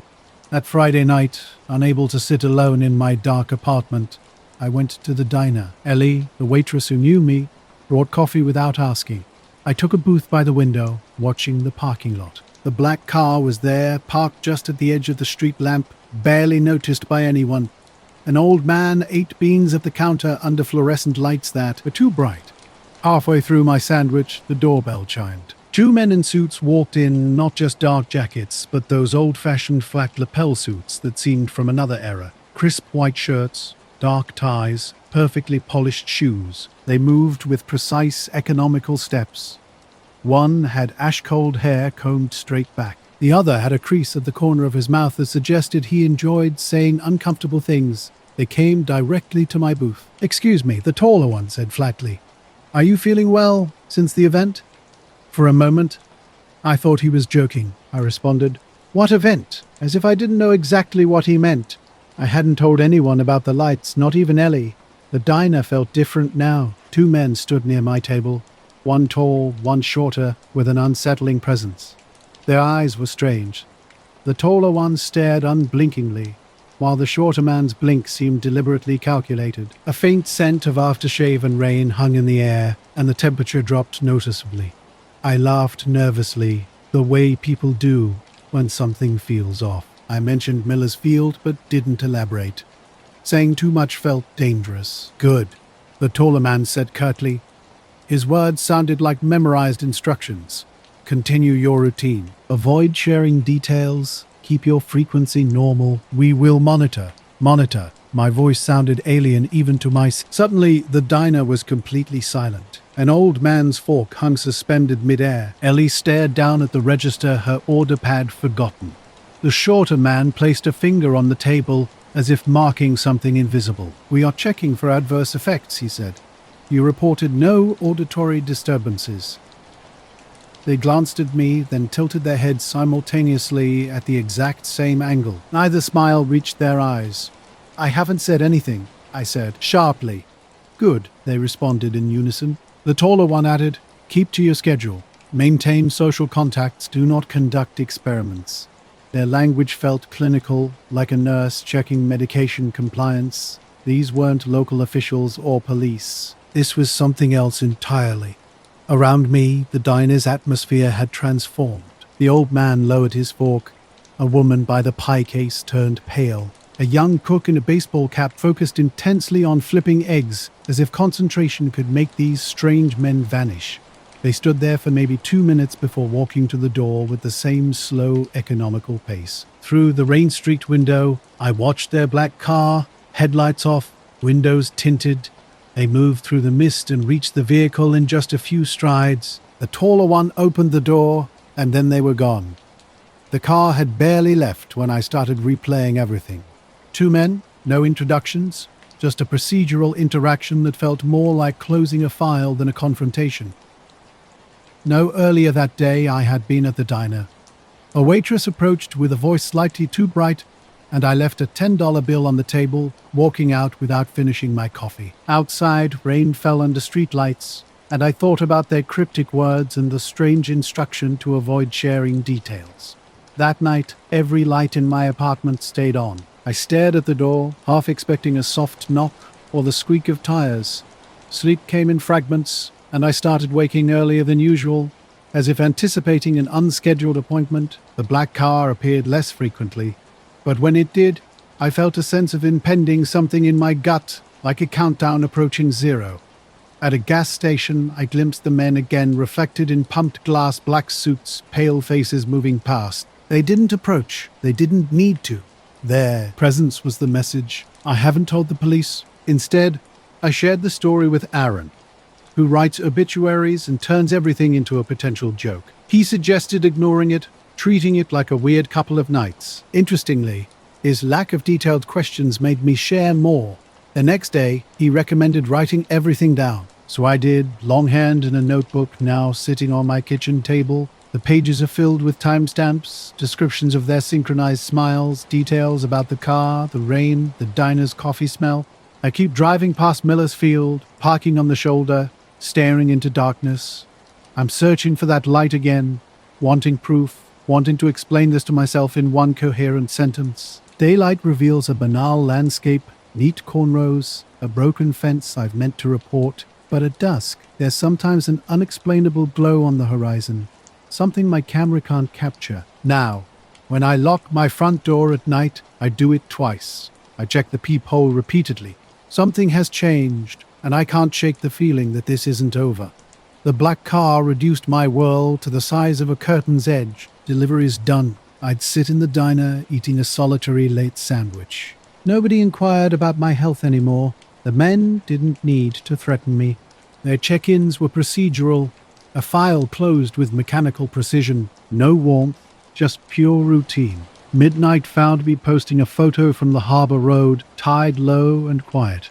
3 lights hung overhead. Not a water like delicate lamps drifting above the bay.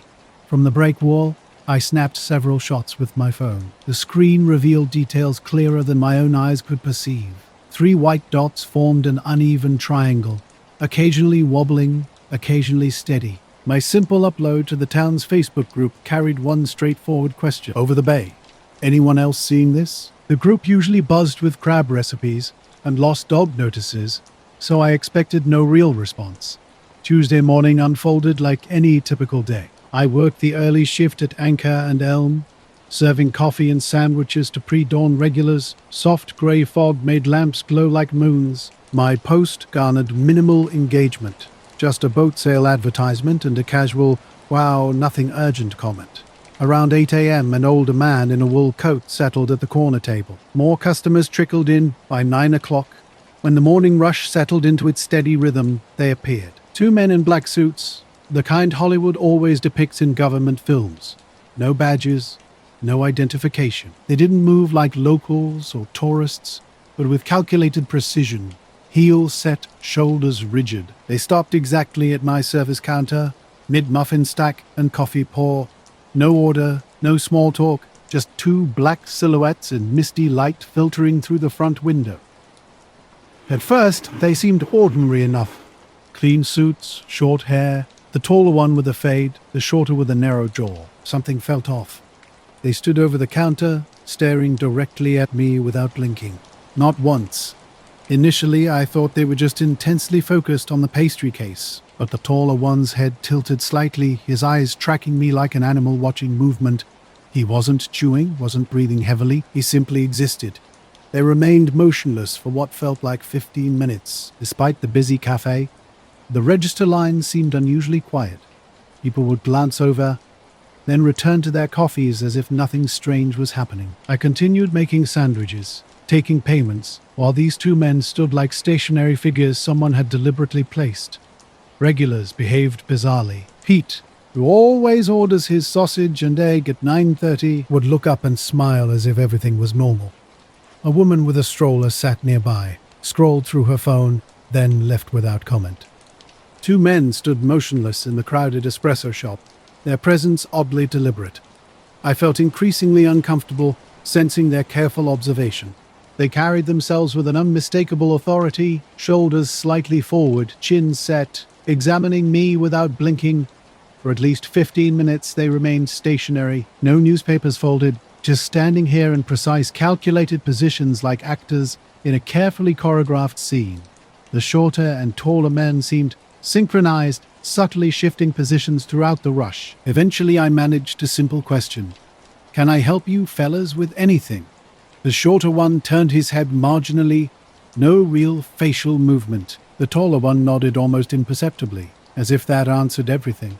Then he glanced at my name tag and spoke directly. "Everything all right?" His words came flat and measured like a recorded message. I answered reflexively, "Yes, everything was fine," and I wondered why I was even responding. The shorter man cut straight to the point.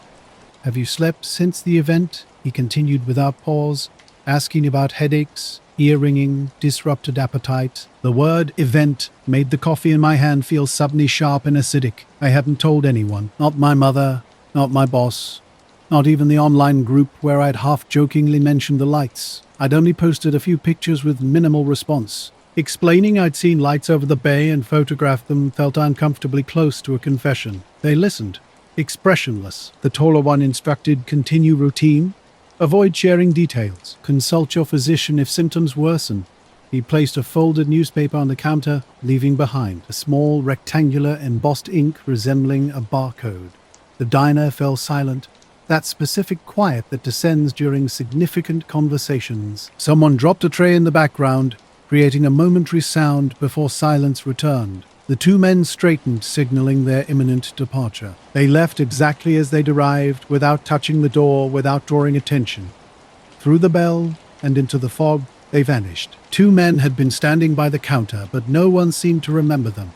At the cafe, everything felt blurry, like a light fog had settled over the scene. Cameras on the wall showed people moving in their usual patterns, but something felt fundamentally off. I asked the hat-wearing man in the corner about the two men. He blinked and claimed he hadn't seen anything, adding a comment that was half joking and half concerned. Ellie at the register, who'd worked mornings for 6 years, had no recollection despite being right by the espresso machine. She suggested I might be overtired. "You've got a lot going on," she said softly. "Maybe you're just jumpy." Pete said he'd been on his phone. The woman with the stroller recalled nothing of our encounter. Someone from the town's Facebook group sent a private message after I posted a photo asking if I was okay. By noon, Harbour Patrol was investigating reports about lights. Later, when showing my roommate the pictures, I noticed something unusual. In my favorite shot of 3 lights over the water, 2 dark shapes stood just beyond the shoreline, like telephone poles, barely visible. Zooming in revealed 2 figures exactly where the men had been that morning, one taller with hands forward, the other shorter with a tilted head. That night, I rode the late bus home under a clearing sky. The fog lifted, lights over the bay vanishing. My roommate's friends were loud, but I couldn't settle. At 2 a.m., I got up to use the bathroom and found the kitchen dark. My phone lit up with a mysterious notification, a direct message from an unrecognizable user containing only the photo I'd taken of the 3 lights. The timestamp predated my original post. No username, no caption. I stared at the little card they'd left, noticing a dull rectangle where ink had been pressed into the paper. In the following days, I expected something to happen. I waited to be questioned, told to stop posting or given instructions. I drove past the harbour, scanning the water and sky for anything unusual. Sometimes a black car would appear, adding to the growing mystery.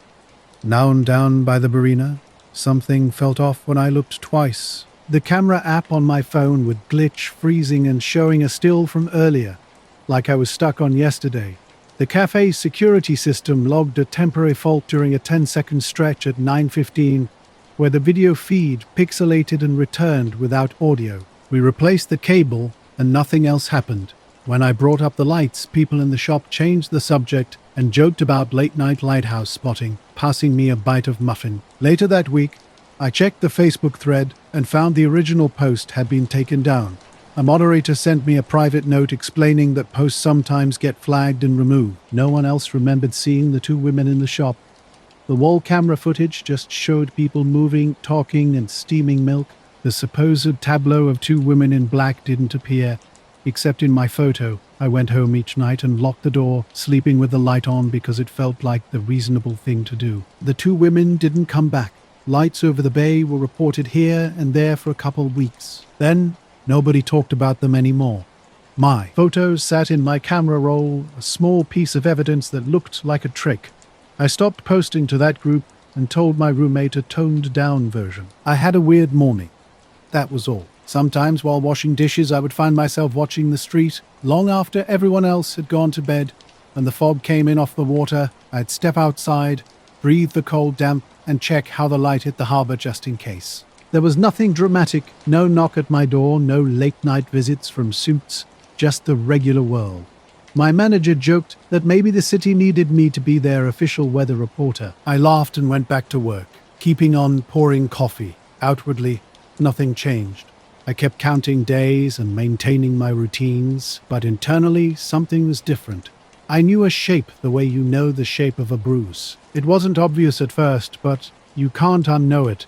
The 2 women had lingered by the counter, asked their questions without really asking, and left as if they had never been there at all. I kept the photo on my phone.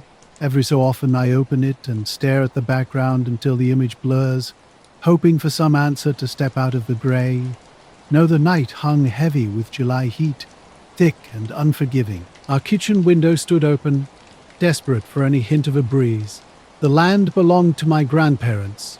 3 fields, an old red barn, and a line of sagging cottonwoods that had seen better days. Rex, our lab, wandered the back porch while I lit the last mosquito coil. Suddenly, something changed. The hen house went completely silent. At first, I suspected a fox might be prowling, but then I noticed every single bird had frozen, as if someone had hit pause on a video. A slow light began moving across the field. This wasn't like anything we'd seen before. No plane, no strobes, just a single pale disc hovering. When you looked carefully against the cottonwoods, you could tell it was about the height of telephone poles. It drifted deliberately from the east hedgerow toward the pond, gliding without a sound. I grabbed my camera. Instinct, I guess. But the photos were useless. Just washed out dots against blackness.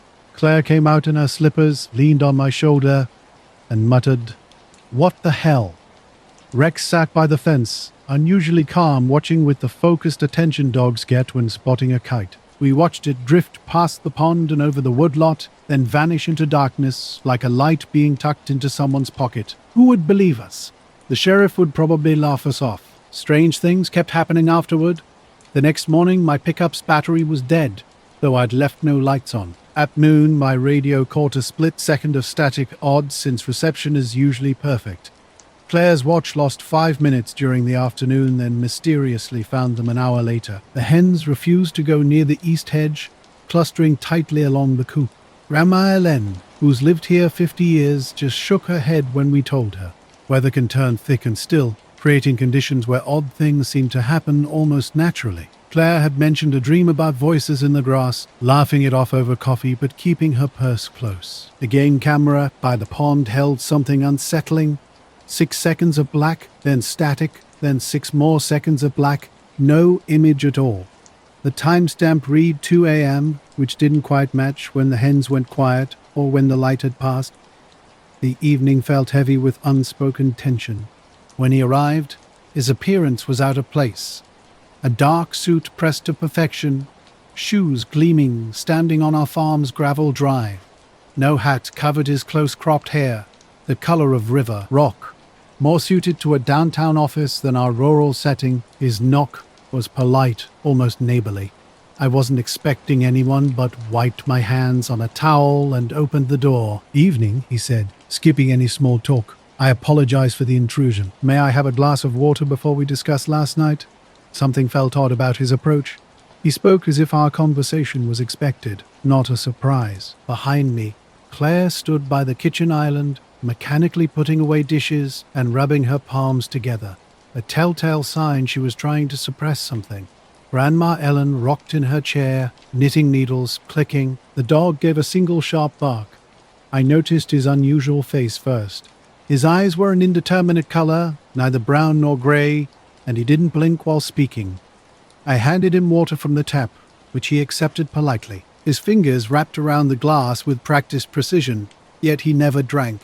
When I realized this, I felt foolish. "You okay?" I asked. "Thank you," he responded in a precise, economical voice. "Would you describe what you observed?" He didn't write anything down, didn't ask for footage. He simply asked and waited. So I told him everything. About the pale disc hovering over the pond, how it slid into the trees and vanished. I explained how the fence had frozen, how Rex sat watching, how the camera by the post captured only a blank clip at 0212 a.m. Claire mentioned her watch losing time. Grandma Ellen spoke of her dream. He nodded after each detail, as if cataloging information in some internal system. "We are conducting routine inquiries regarding observed aerial phenomena," he had said earlier. "Maybe we should call somebody, just to have it on record." I agreed we would handle it the next day, which felt safer than immediate action. No. A glass sat on the porch rail, untouched. The man who had visited earlier moved between trees like someone navigating a familiar hallway, vanishing within 30 yards as light absorbed him completely. Claire dropped her dish towel. Grandma Ellen's knitting slipped from her hands. Rex flattened his ears and whined softly. Hours passed. The sun dipped, corn shimmered, crickets awakened. Darkness settled. Claire went to get a glass and poured it down the sink. Nothing remained. No spilled drop, no evaporation as might happen on a breezy summer day. The glass looked dry and cool. Running my fingers inside revealed no trace of water, no hint of mineral rings on the edges. Walking the path to the gate showed no disturbance. Grass stood undisturbed, with no footprints suggesting anyone had been there. That night we sat with closed windows, the porch light on, and sleep came fitfully. We knew farms, knew coyotes and storms, understood the small dangers that roam fields, but this felt different. Mornings brought strange occurrences. The coop door would be shut, though I'd left it open. My pickup's tailgate would be locked when I'd left it down. At noon, the shop radio cut to static for 2 seconds, regardless of station. Grandma Ellen started leaving her porch light on until I asked her to stop. I kept the hens close to the yard and let Bren sleep better. The suited man never returned. No car ever parked on the road that might match him or his description. The glass remained suspicious until I finally tucked it away in the cupboard with other dishes, trying to treat it like something ordinary. Sometimes I look at that cupboard and think of frozen moments, of a quiet field where a single light moved like a hand sweeping velvet, of how the man's tongue didn't move when he spoke, of how he left a full glass of water untouched. I don't call this an event or a visitation. I'm not spinning tales about UFOs or hidden encounters. It simply happened, and then it was over. The world sometimes offers small, bright mysteries, and that's why we share stories. Seasons passed as they always do, with hens returning to peck near the east hedge, and nights where I still glance at the pond. I was returning from a job in the next county, driving down a highway where white lines and occasional diner signs were my only companions. Near midnight, the rain had gone soft, just enough to make highway lights smear. Suddenly, my headlights shifted from a normal dim yellow to a bright blue in an instant, as if someone had quickly turned a knob. Other drivers seemed completely unaffected, speeding past without slowing down. To the east, a light caught my attention. At first, I thought it was a construction sign, but something was different. It hovered about 100 feet above the guardrail, motionless and soft, like an abandoned lamp suspended in midair. My hands shaking, I pulled over and killed the engine. Rain softly hissed on the hood, while my phone showed no signal. I didn't attempt to film. That would have felt like admitting fear. Instead, I watched. Cars continued passing beneath the light, close enough that I could have flagged them down, but nobody stopped. It seemed like the vehicles were moving around something invisible, something unnoticed. The light was a clean disk, a pale color I couldn't immediately categorize. Later, when I tried describing it in my phone's notes, soft white with a blue wash felt inadequate. Suddenly, the radio erupted into static. Not a gradual fade, but an abrupt white roar, as if disconnected from any rational source. My dashboard clock blinked 0 momentarily before resetting, and the digital thermometer flickered 2 degrees before returning to normal. A truck passed 2 lanes away. The driver stared straight ahead, mouth moving, possibly speaking to a passenger. He didn't. Slow down. The light then slid sideways, not sharply, but like an object being gently nudged across a surface. The air felt different. Not from wind or pressure, but as if someone had drawn an invisible curtain around me. I oddly recalled a pot of coffee left on a burner, how its aroma lingers and fills the space. I pulled up to the pump, needing gas and wondering about the encounter that had just unfolded. Coffee after a strange night on the highway. Marco, a kid from a previous job, waved me toward pump 3, and the gas station felt like a refuge from the eerie stillness I'd just experienced. Harsh fluorescent lights illuminated the convenience store, where diesel and peppermint gum hung in the air. 2 men stood at the counter, completely out of place. They wore dark suits and polished shoes that seemed more suited to a downtown office than a roadside stop. One was tall with a square jaw, the other shorter, with a thin nose and a close-shaved beard. Their positioning near the cooler was peculiar. They weren't buying anything and remained unnaturally still. When the doorbell rang, they turned in perfect synchronization. Small details caught my eye. A slightly misaligned tie on the taller man, a tiny scuff on the shorter man's right shoe. Their gaze locked onto me, and after my odd night on the highway, I felt like prey. Sir, the tall one spoke with complete neutrality. You were en route 47 earlier this evening, were you not? It wasn't really a question. Something about how he knew the route made me uneasy. I nodded and mentioned I was headed back from the mill. Did you observe any aerial lights approximately 8 miles east of the bridge? My throat tightened. Yes, I had. Earlier while driving home, I'd been cautious. The highway had shown me something strange, a light that winked out instantly like a photograph snatched from the sky. No sound followed, no echo, just darkness with distant truck tail lights ghosting across my dashboard. The shorter man studied his hands, then looked up with a gaze that made me read his expression twice. It wasn't anger or friendliness, just pure puzzlement. Describe the exact color of the lights, he demanded. Colors can be tricky, especially from a nighttime encounter. I thought about how the light appeared, pale like the inside of an overcast day, but with a coolness that made its edges shift toward blue when I blinked. I described it exactly. A soft white with a blue wash. More blue than halogen, yet softer than neon, like the blue you'd see in a pale winter window, clean but not electric. Their exchange was lightning quick. A subtle tightening at the corner of the taller man's mouth, the shorter one tilting his head as if mishearing something. The moment lasted less than a second, but felt pivotal. Noe stared blankly, meeting my eyes fully for the first time with a flicker of confusion. "Excuse us," he said abruptly, causing Marco at the register to look up from bagging chips. They left exactly as they'd arrived, through the glass door, buying nothing and not even touching the pumps. Walking into the rain, they moved with a precise destination. I watched them go, expecting a car, but no vehicle sat in the station lot. For a moment, I imagined they might duck behind a truck, but no vehicle could hide two grown men without a sound. I paid for my coffee with cash, feeling my card was too slow. Marco didn't ask for a receipt. Outside, streetlights bloomed into halos as the rain intensified. I fumbled my car keys, feeling disoriented.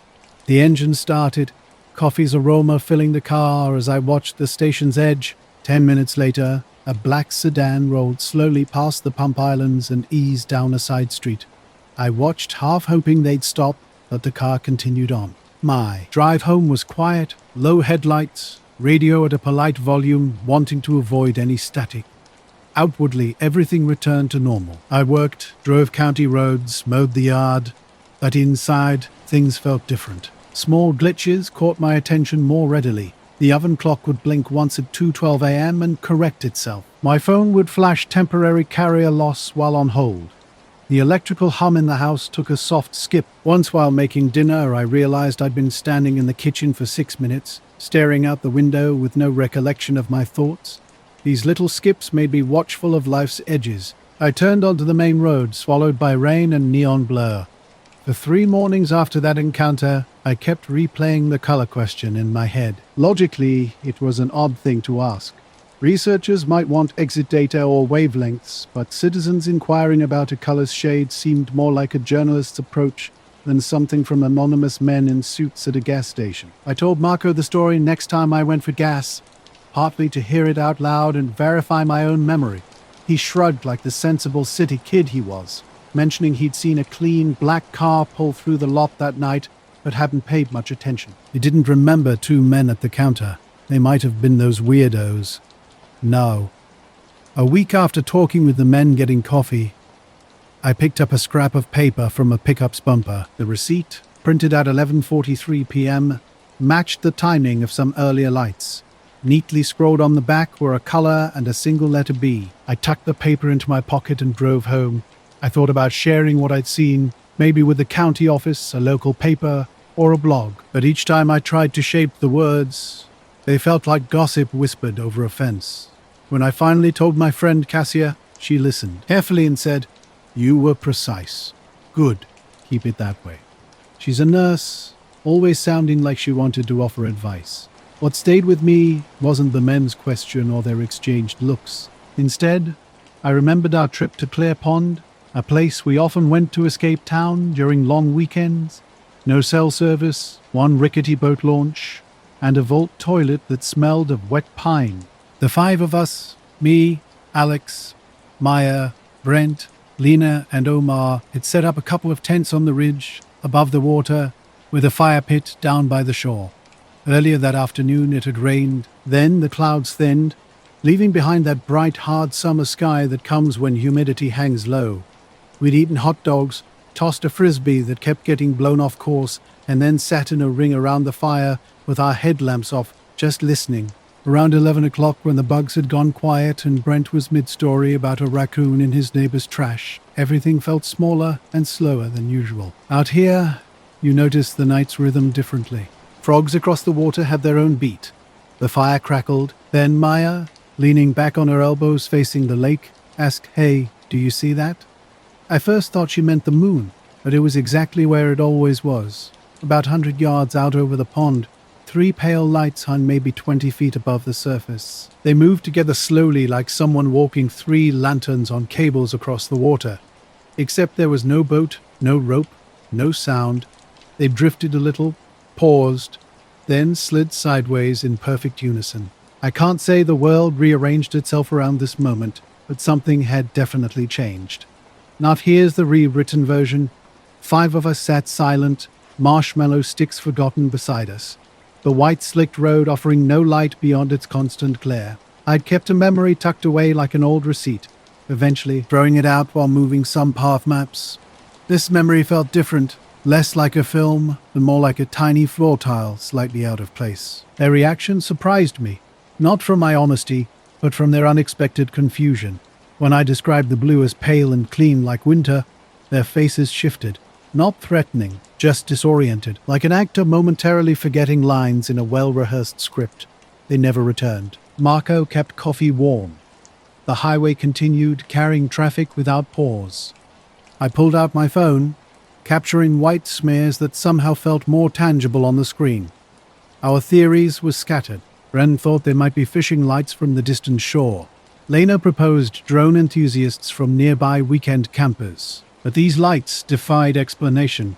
They didn't flicker like LEDs or navigation signals. Stranger still, nature remained undisturbed. Frogs sang. Ducks didn't scatter. No waves rippled. After 20 minutes, the lights faded slowly, as if dimmed by an unseen hand. We waited, half expecting their return. Conversation dissolved into hesitant whispers. Exhaustion crept in, driving us to our tents. Sleep came restlessly.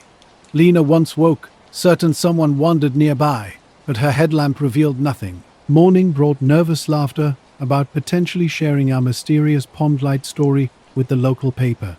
Breakfast and coffee felt more pressing. While packing, we noticed a dark, unmarked sedan arriving just after sunrise. Something felt wrong. People don't typically show up at 8 to observe anything. 2 men in crisp formal suits emerged, neat ties, clean shoes. They approached deliberately. "Morning," said the taller one, his tone flat and neutral. 3 lights drifted silently over clear pond's water. We described what we saw with exact precision, hovering about 20 feet up, before fading, moving, together without sound. 2 men listened intently, standing with an unusual stillness that immediately felt off. They weren't taking notes. No phones, no documentation, just pure observation was their demand. Interrupt us they want, so we stuck to raw details, water reflections, glow characteristics, color temperatures, exact spacing of the lights. Weird occurrences emerged during our report. Lena's phone switched randomly. Maya's pocket compass spun uncontrollably. Ren mentioned a high-pitched ringing at peak light intensity. My camera photos were just smudged dots, video files glitchy and distorted. These strangers, one tall, one shorter, nodded silently at each revelation. Their skin looked untouched by wind, eyes dark like coffee grounds, blinking seemed different.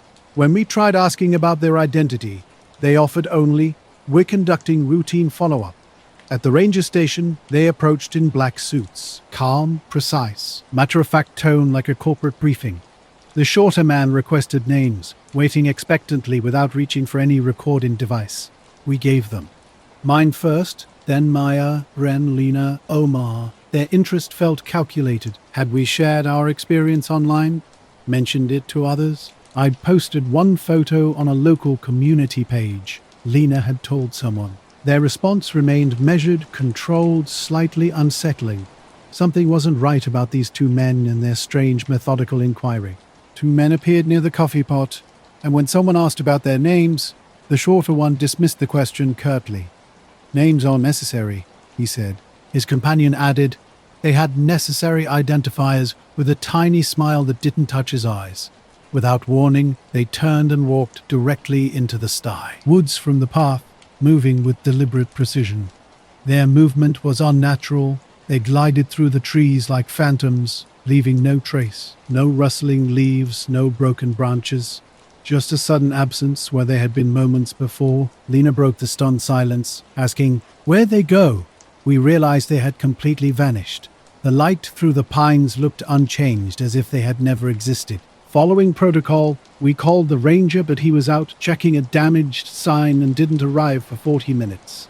When he finally came and heard our account, he nodded slowly, took our names, and made a note. Later, when he checked the trail cameras, there was nothing, no record, no evidence of the mysterious visitors.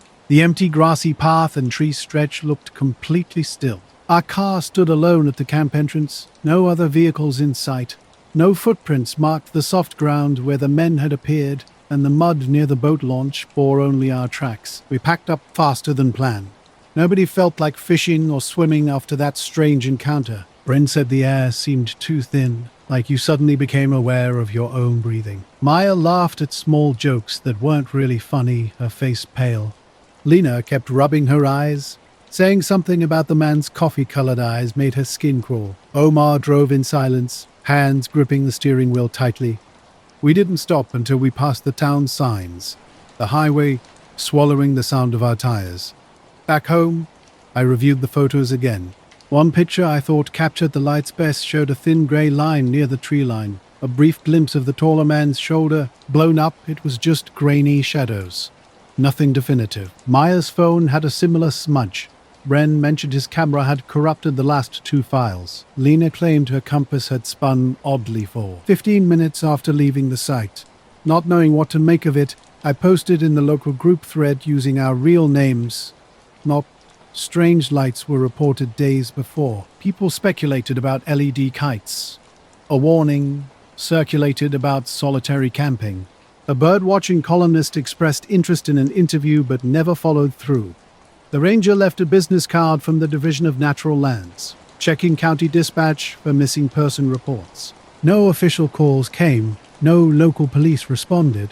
2 men who asked detailed questions simply disappeared into the trees without a trace. Life continued as normal. Work, apartments, grocery stores, bus stops.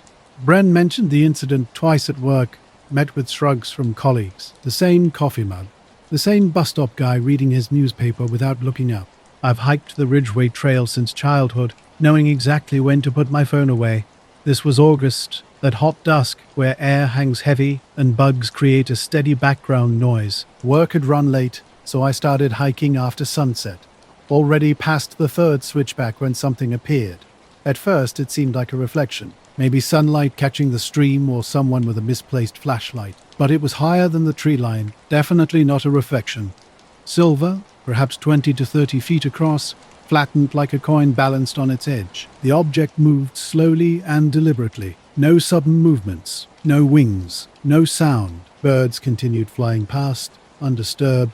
The air remained unchanged. I filmed it, knowing I might need to defend against claims of hallucination. The clip captured little, just grainy darkness and a silver smear. When I replayed the footage, the motion looked odd. The object slid left, paused, then drifted behind the ridge line. I remained still, sweating and thinking. That night, I didn't post the clip, I told myself I'd sleep on it, but sleep never came. The next day, I examined the footage on my laptop, aware that digital recordings can be unreliable. Cameras crop and compress, and phone cameras struggle in low light. Occasionally, I open the photo folder, zooming in on the smear, trying to steady it into something recognizable. 2 nights after my hike, a black sedan appeared parked under the street lamp on the curb across from my house. I live on a narrow lane where overnight parking is uncommon, so this immediately felt odd. The car was an older model, but in near perfect condition. Its windows were heavily tinted with headlights off, and no engine noise. The lane smelled of cut grass and warm asphalt. At exactly 2:13 a.m., which I confirmed on my phone, the vehicle sat motionless. My dog Gus, usually sound asleep, got up and padded to the door. He sat silently staring out the window in a way that felt like a warning. Gus isn't skittish, so his behavior seemed significant. When the car finally left, it moved slowly and quietly, rolling away and disappearing at the first intersection, as if deliberately avoiding attention. For a week, the sedan appeared at the same time and place, like a precise ritual. I tried catching someone getting out, even stepping into the backyard in my shorts and flip-flops, calling out toward the lane. My voice sounded silly against the quiet stillness. The car remained unmoved. Once I thought I saw a silhouette in the passenger side, someone leaning forward, but when I blinked, it vanished. The sedan had been parked at the same time each night, 2:13 a.m. that evening. While sitting at the kitchen table with a clip-on loop, strange things started happening. My wall clock slipped a minute forward, which I initially dismissed as a quirk of a cheap timepiece. Then my bedside alarm phone blinked 2:13 a.m. even though I turned it off. When I nudged it, the display corrected itself. These tiny incidents made me notice my surroundings differently. I began observing how light hit the windows, almost searching for hidden seams. The men in suits were polite. They asked us to recount our observations without writing anything down. They said names weren't necessary. They walked into the woods and stopped being visible. That's what happened. I drove home. I called the number on the ranger's card once to ask if anything had turned up. Left a message. They never returned. The outdoor blog I write for is run by Ben, a close friend who responds to my messages with jokes only we understand. After sending him a noisy file with an odd shape, he suggested coming up next weekend with binoculars. More of the day than here is, but every time I think of those two men turning toward the pines and vanishing, I find myself checking the door twice before bed. My analog watch hung meticulously by the wall clock, synchronized to ensure precise measurements. The routine felt unsettling. Different strategies emerged as I tried understanding what was happening. A cheap motion camera went up on the porch, aimed at the street. I left the hallway light on with blinds open, sometimes sitting in my car with the engine running, radio low, watching. Each night brought new theories. Maybe the vehicle belonged to a co-worker's friend. Perhaps someone was monitoring potential car thieves. The human brain loves finding patterns, and I was caught in one. Ben wanted the video clip, believing he could enhance the image with special filters. I was reluctant to share what felt like private evidence, something I might need to prove my experience someday. I made copies, sliding one into the top drawer's SD card. On the 8th night, something changed. The car stayed until 3:01 a.m., sending a small adrenaline kick through me. At 3:02, it course adve, turned down the block, and stopped directly across from my house. I couldn't wait any longer. With keys and flashlight in hand, I went outside. Gus, my dog, followed but stopped at the doorway. Not a confrontational type. The car's windows were black, its license plates seemingly ordinary. When my flashlight hit them, the digits blurred into indistinct shapes. Feeling exposed, I called out, "Hey," with forced assertiveness. Silence hung in the air. Then, with mechanical precision, the passenger window lowered slightly. A hand emerged, tapping the driver's side glass, a gesture so calculated it seemed almost rhythmic. No sound, no movement, just the car idling with an unnerving radioactive patience. I stood waiting for some human reaction, for footsteps, for a phone's buzz. Nothing came. The car's interior was a dark cave around me. For the next 2 days, the vehicle remained parked with Gus silently watching from the window without making a sound. Ben arrived the following weekend, bringing large binoculars and a skeptical expression. He spent an afternoon on my roof, advising me to calm down and take practical steps if I felt followed. That night I spotted the sedan again and called 911. The dispatcher explained that without a clear threat, there wasn't much they could do. I felt both ridiculous and strangely safe enough to be dismissed. Strange occurrences began to accumulate. My phone, normally charging perfectly on the nightstand, displayed only a black screen. Now an empty street with a peculiar blank, a black rectangle about a meter wide, exactly where the car had been. The timestamps were odd, with the camera logging the clip at 2:13:07 and the garage DVR showing a similar pattern, a brief grey interruption before returning to normal. Frame by frame, analysis revealed nothing. One instant the street existed, the next a column of emptiness, then the street returned. When I tried playing the missing fragment on my laptop, the media player simply stalled. A week later, I followed the car from the intersection, maintaining a steady 50-yard distance. My hope was to get a glimpse of the plate. The vehicle moved with an unsettling consistency. Never...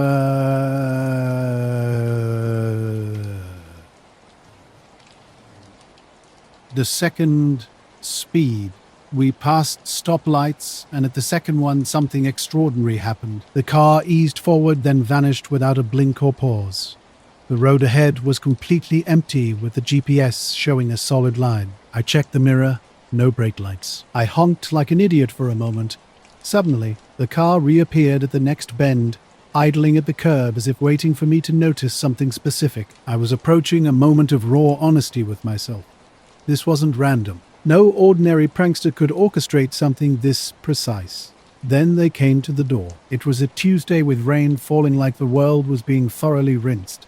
Gus wagged his tail but remained silent when the knock came. The digital clock on my microwave flickered awake at 2:13 a.m. right as the knocking started.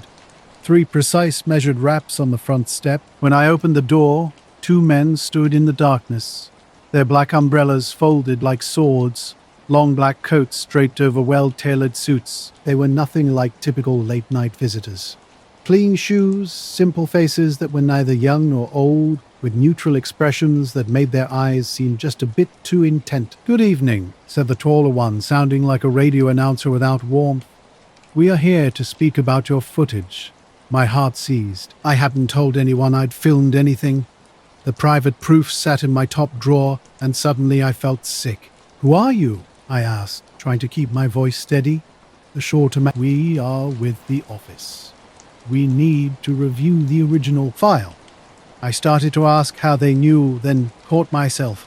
They spread their hands, arms up, a gesture that seemed almost conciliatory. "We're not here to make trouble," the tall one said. I recognized the absurdity of the moment. Not sitting on my porch, I found myself negotiating with strangers during an uncomfortable encounter. A stubborn part of me refused to be intimidated. The SD card was right there in my drawer, and I could easily hand it over to potentially end the situation. But I was hesitant. "I don't want anyone rifling through my stuff," I told them firmly. If they were truly law enforcement, I demanded they show a badge. Their exchange was telling. A look passed between them that suggested unspoken understanding. "We are not law enforcement in the traditional sense," the taller one stated matter-of-factly, as casually as reporting the day's weather. The shorter man inquired about auditory disturbances. My response was slow, my throat tight. They smiled simultaneously, a practiced and synchronized gesture. "Thank you for your cooperation," the taller one said. The shorter man nodded, tilting his head as if checking something off a list. Then they departed, stepping off the porch into the rainy night. They simply vanished into the darkness, disappearing like figures falling behind heavy curtains. After their visit, the nights seemed to rearrange themselves. I still check the trees when the wind dies down. Some nights, I wake up and sit with my phone, watching time change. Life continues. I sleep, go to work, hike the Ridgeway when weather permits. Just after midnight, my friend Eric called. His voice carried a nervous edge I'd rarely heard before. "Dude, what the hell did you send me?" I was half asleep, drifting between dreams and wakefulness. I thought it was my alarm when the phone buzzed on the nightstand. I insisted I hadn't sent anything, but he was adamant about a picture I supposedly texted. Occasionally, I pull out the clip and study the silver smear, wondering what those strangers on my porch had actually seen. They had said so little, "We need to review the original file. We're not here to make trouble," and then they left, leaving the issue unresolved on a small shelf of my life.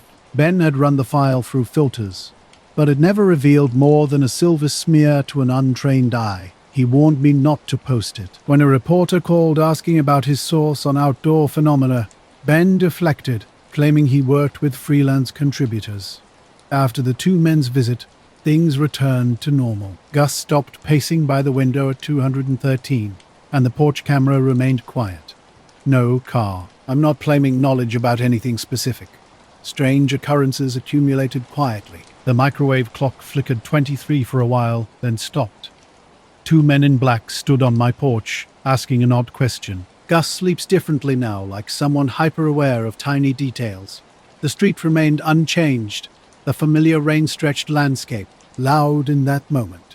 The last night the car arrived was Sydney. Days later I handed Ben the SD card, explaining everything in a fragmented, messy narrative. He requested keeping a copy. Eric's voice trembled when describing the photo, a glowing shape hovering above neighborhood trees. He insisted the image came from my number, despite my denials.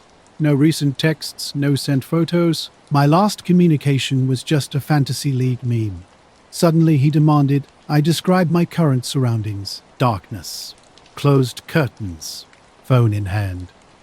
My gallery showed nothing new, just weekend memories. Eric's sharp exhale proceeded, sending the image.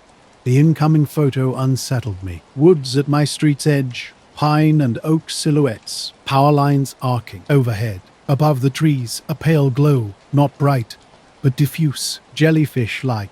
blending with night's darkness. "Where did you get this?" I whispered. "From you," Eric responded. Silence hung between us. He suggested a phone hack but sounded unconvinced. I moved to the window, street light seeping through curtain edges, empty street, dark trees at the block's end. When I requested message screenshots, he complied. Timestamp matched his call. My name atop the mysterious photo. "I'm coming over," he declared. I objected. He remained adamant. The call ended. I watched the street. No vehicles. My mind fixated on that strange, unsettling photograph. The familiar park entrance sat at a slightly uphill angle from the sidewalk at the block's end. I pulled out my phone's camera app, which showed minimal details. The photo was taken at 12:03 a.m. with no GPS coordinates or device information. At 12:20 a.m., Eric texted that he was outside. Throwing on a hoodie, I went downstairs. Eric stood by his running car, looking unsettled. When I confirmed I hadn't sent the photo, he turned his phone toward me. A faint glow illuminated the screen, revealing power lines at the park entrance. "I know where this is," he said. "Let's go look." We walked down the street together. A dry cold seeped through my clothes, causing me to shiver. Our footsteps echoed unusually loud in the hollow air. At the park entrance, everything appeared normal. The wooden sign, gravel path, and trees stood black against the sky. "No glow," Eric muttered quietly. I kept watching the tree line, expecting something to change. Nothing did. "You still have the photo?" I asked. He nodded, holding up his phone. "It looks like it's right here over those trees," he pointed. "Just darkness," I replied. We stood there for a long time. Eventually, Eric suggested it might be a prank. Someone spoofed my number. I challenged his theory. "Then why does the picture look like it was taken here?" He remained silent. We walked back to my house. He didn't come inside, just got in his car and left. Upstairs, I sat on my bed's edge with the lights off. My phone lay on the nightstand. I repeatedly checked messages, waiting for something new. Nothing appeared. When I opened my gallery later, the same old photos remained. No trace of that glowing shape. But with my eyes closed, I could still see it hanging over the trees, faint and silent, like a lantern underwater. The next morning, Eric's text stunned me. The photo was gone from his phone. When I asked for details, he explained the message remained, but the image was blank, as if it never existed. I checked our message thread. His screenshot from the night before was intact, but the image he'd received was now just a grey box with a question mark. I scrolled through my photos again. Still nothing new. What happened that night remains a mystery to both of us. Now, when I walk past the park entrance after dark, I sometimes stop and look up at the power lines and trees. A pale, glowing shape might be waiting where only a camera can catch it. The night was thick with fog, the kind that hangs in the streets like forgotten curtains and makes the world feel smaller. The night was quiet in Dundee, just past 11, with the parcel bay half full and the scanner still hanging on my belt after the usual run through waterfront warehouses and flats. The fog seemed to swallow sounds, creating an almost palpable silence. My radio, always kept low for background noise, played a local late-night show. As I turned onto Lockey Road, something changed.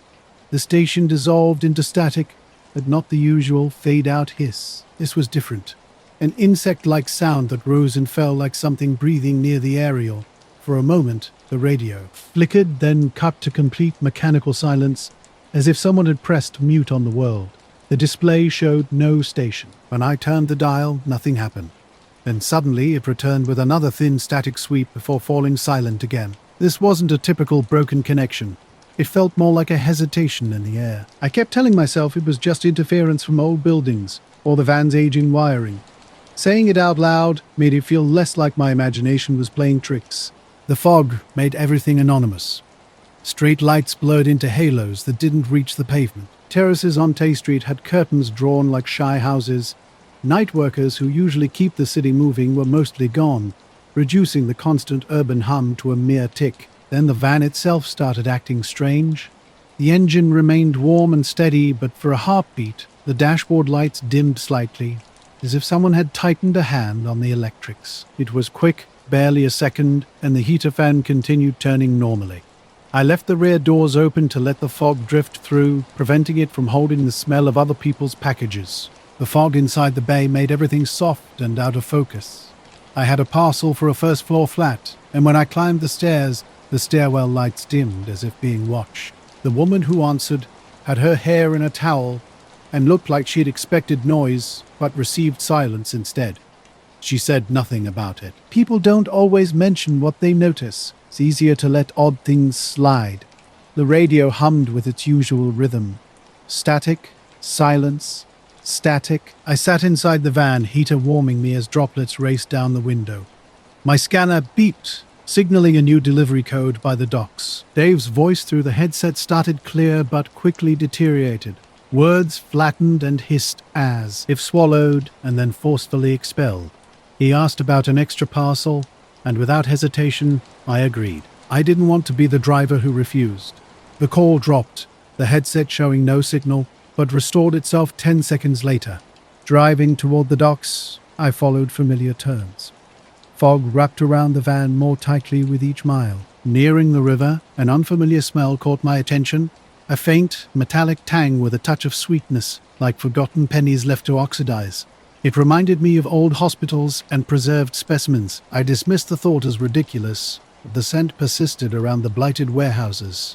The fog thinned momentarily, revealing a pale light hovering above the rooftops. This was the third unusual occurrence that felt more substantial than a mere glitch.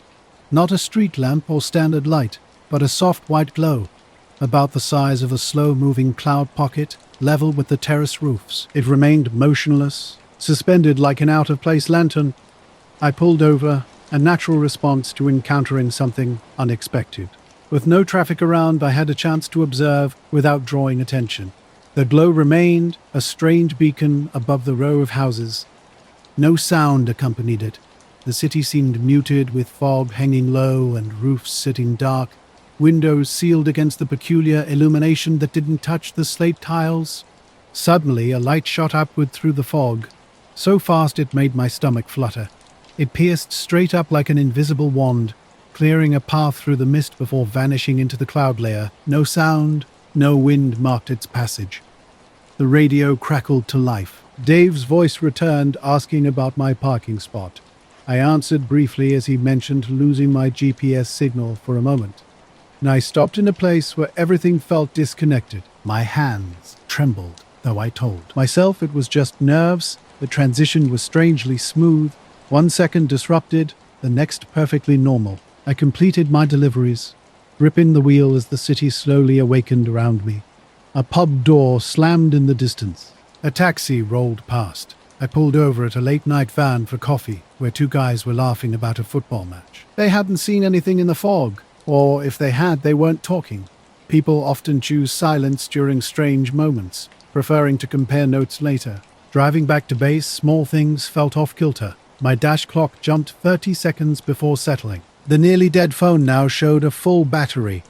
The delivery scanner revealed a missed scan I later found in the van.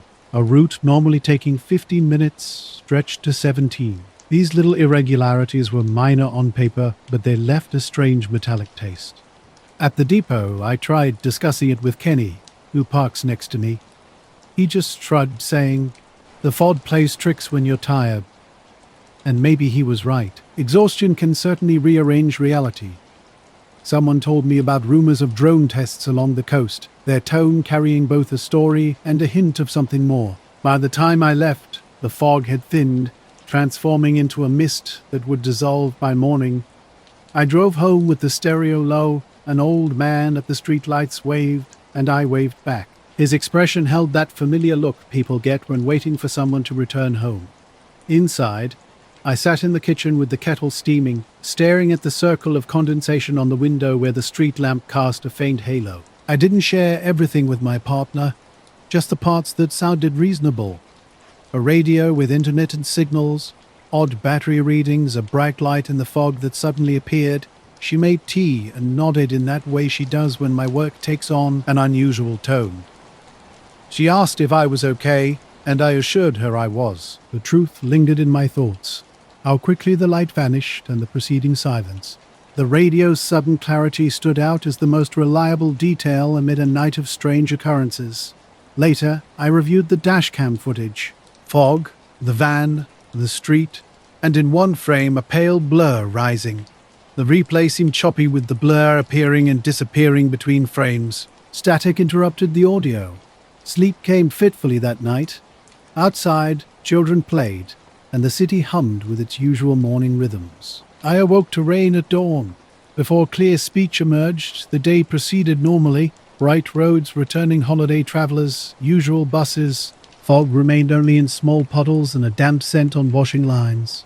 During low grey evenings, while filling the kettle, I catch myself listening for radioactive or subtle underlying sounds. Mostly silence prevails. Occasionally, out of habit, I glance at the rooftops. The memory sits like an unlabeled object in a drawer, precise enough to feel real, but too elusive to fully grasp. I was approaching the final stretch of the Farmington night flight. Clear skies, a slender moon hanging overhead. Night is a way of making you think about how small everything seems. I was trimmed for 554 with autopilot engaged, a half-empty sip inside the console. Flight radios were quiet, punctuated only by occasional handoffs and a distant cargo truck crackling on 1215, sounding like it was 3 counties away. This was a routine leg I'd flown countless times before.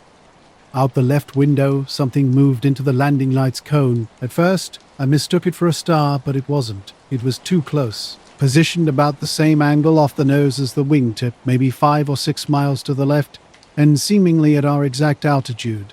No blinking, no navigation lights, no strobes, just a dark, hard edge against the sky. The kind of shape that seemed to absorb starlight. Initially, I rationalized it as unexpected traffic, maybe an unlisted crop duster or banner tower. I checked the transponder, toggled to ident and listened for any TCAS warnings, nothing. The EFI showed the usual blank space where traffic would display. My transponder was transmitting and the ADSB was showing the earlier heard traffic. Equipment appeared functional. Yet, this object held its position relative to us like it belonged in the same airspace. I called Center Cessna 7 car. Visual traffic. Left 2 o'clock. Same altitude. Same intentions. The response came back clear and practiced. 7KQH Center. Roger. We show no primary or secondary target in your area.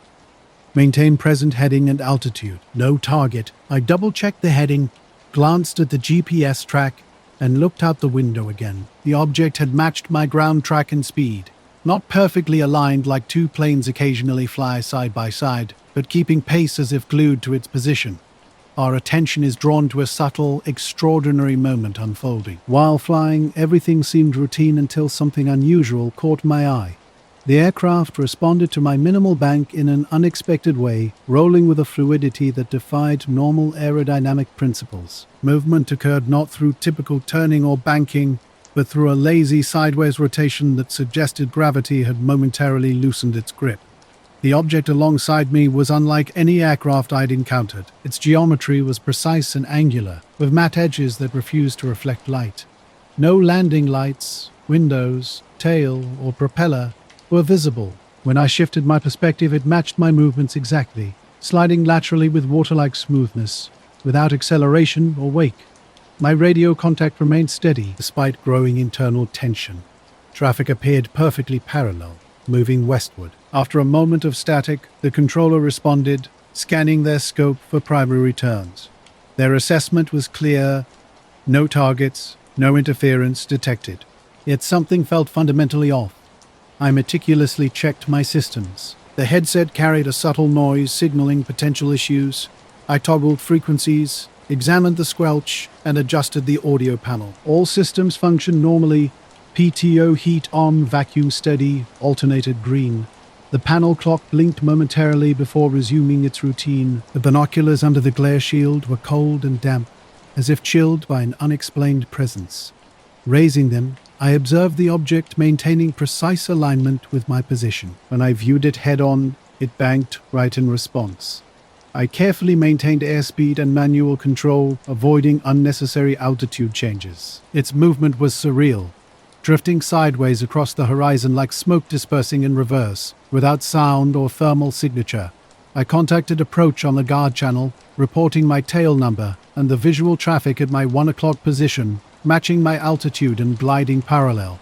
Their response remained unequivocal. No targets detected in the OM sector, only my transponder and known traffic. The cockpit was unsettled after what I'd witnessed. My watch had corrected itself from being 5 minutes fast. The thermostat slid on the console without reason when I eased back to neutral trim. My phone recordings told a strange story. One file had corrupted into an unopenable blob. The second showed just 3 frames, a dark smear followed by blackness that my phone described as unsupported by its systems. Pilots typically struggle to estimate such things at night, approximately 2 to 3 miles out at the same altitude. I watched something transform. Within 2 minutes, a curious puzzle became nothing at all. The silhouette began to narrow and brighten, like light bending through a lens. I anticipated something simple, perhaps a strobe, exhaust, or some physical reveal. Instead, it tightened into a point. No phase change occurred, no spray, no mechanism I could identify. It simply winked out. One moment an indigo cut existed against the lower sky. The next, empty space remained, like someone had lifted a birdcage. No transit across stars, no streak. When I told the controller about the recording, they didn't request the file. They only asked if I wanted to divert. I declined. Nothing made sense worth diverting for. We continued to Farmington, resuming course as if passing through insignificant fog. My hands hovered above the yoke during approach, feeling safer, not touching it directly. The wind held steady. The runway appeared. The landing was precisely the kind these instruments train you to execute. After taxiing in slowly, I left the lights on. The cabin retained an odd electric cooling I couldn't explain. At the FBO, I completed paperwork and tried getting someone to examine the files. Maintenance reviewed my transponder traces, ATC printout, and GPS log. They found nothing unusual, except a tiny GPS track anomaly. A half-second ground speed blip. The controller sent the radar tape. Our path looked clean. This sort of thing happens sometimes at night, one said, as if that explained everything. I didn't expect answers. I didn't anticipate a report. I simply flew. I'm Dave Hollis from Ohio. Night shifts at the local gas station meant foggy drives were nothing new to me. But this night was different. I was heading home late, just outside Ashtabula, when the fog rolled in. Thick, low-hanging mists swallowed the road completely. One moment I was cruising along Route 20 near Lake Erie. The dark, quote, next to the world turned grey and dense, like a heavy blanket had been dropped over the entire area. About 5 miles past Geneva, heading west toward home, I spotted headlights approaching through the mist. They seemed normal at first, except these lights never actually passed me. They appeared to float in the fog, getting closer but never moving beyond my position. No engine sound, no tire noise, just 2 steady beams cutting through the grayness. I slowed down, watching carefully. The lights stayed directly in front of me, maybe 100 yards away, moving as if they wanted to meet me. Pulling onto the gravel shoulder, I hoped to give the other driver space to pass, but the lights simply stopped, suspended in the fog. Silence enveloped me, interrupted only by my idling engine. Suddenly, a soft, hazy glow appeared about 50 yards ahead, blue and white. It wasn't like any car light or street lamp. It just existed, floating 3 or 4 feet above the ground. I squinted, straining to understand what I was seeing, but the fog obscured any clear view. A glow shot straight up like someone had flipped a switch, rising smoothly and quickly into the sky before vanishing. Something fundamentally changed in me after that night. I double-check everything now. The transponder, the squitter, frequency, wing flex, even the thermos under the glare shield. I still fly at night. It's my job, and I've been doing it for years. But when I'm heading to Farmington and something dark occupies a star's usual spot, I report a bit earlier. Controller always responds that nothing is showing. They always do. People always try to categorize experiences like mine. Weather balloon, experimental drone, optical illusion. None of these explanations fit what I witnessed. I didn't want to burden my wife with something that might sound like I was losing my grip, so I gave her a condensed version of events. When I got home and filed my incident notes, there was this empty patch of sky that kept replaying in my mind. The silence hit me like a wall. My truck's engine cut out, and suddenly the world went completely quiet. No crickets chirping, no distant highway noise, nothing. Even the usual background hum vanished completely. I sat frozen, utterly still. Rolling down the window, I strained to hear anything, but there was nothing. No birds, no breeze, no rustling of insects in the nearby weeds. It was as if time itself had paused, suspending all sound around me. When I finally turned the truck's engine back on, the mysterious headlights that had been following me were gone. The thick fog began to thin, and gradually, the normal nighttime sounds started to creep back in. I continued driving, my eyes constantly scanning the shadowy movements in the woods along the road. Though the rest of my journey passed without incident, an unsettling feeling lingered. Something felt like it had silently slipped past me in that dense fog. Back home, I meticulously checked the locks and sat staring out the window at the dark road. I can't explain what that light was or why it was out there, but I know I wasn't imagining the profound silence that surrounded me. If you're ever driving through thick fog near Ashtabula late at night, watch those headlights carefully. Not apologize, but it seems that the original text you intended to share is missing from your message. Could you please provide the full text that you want me to rewrite?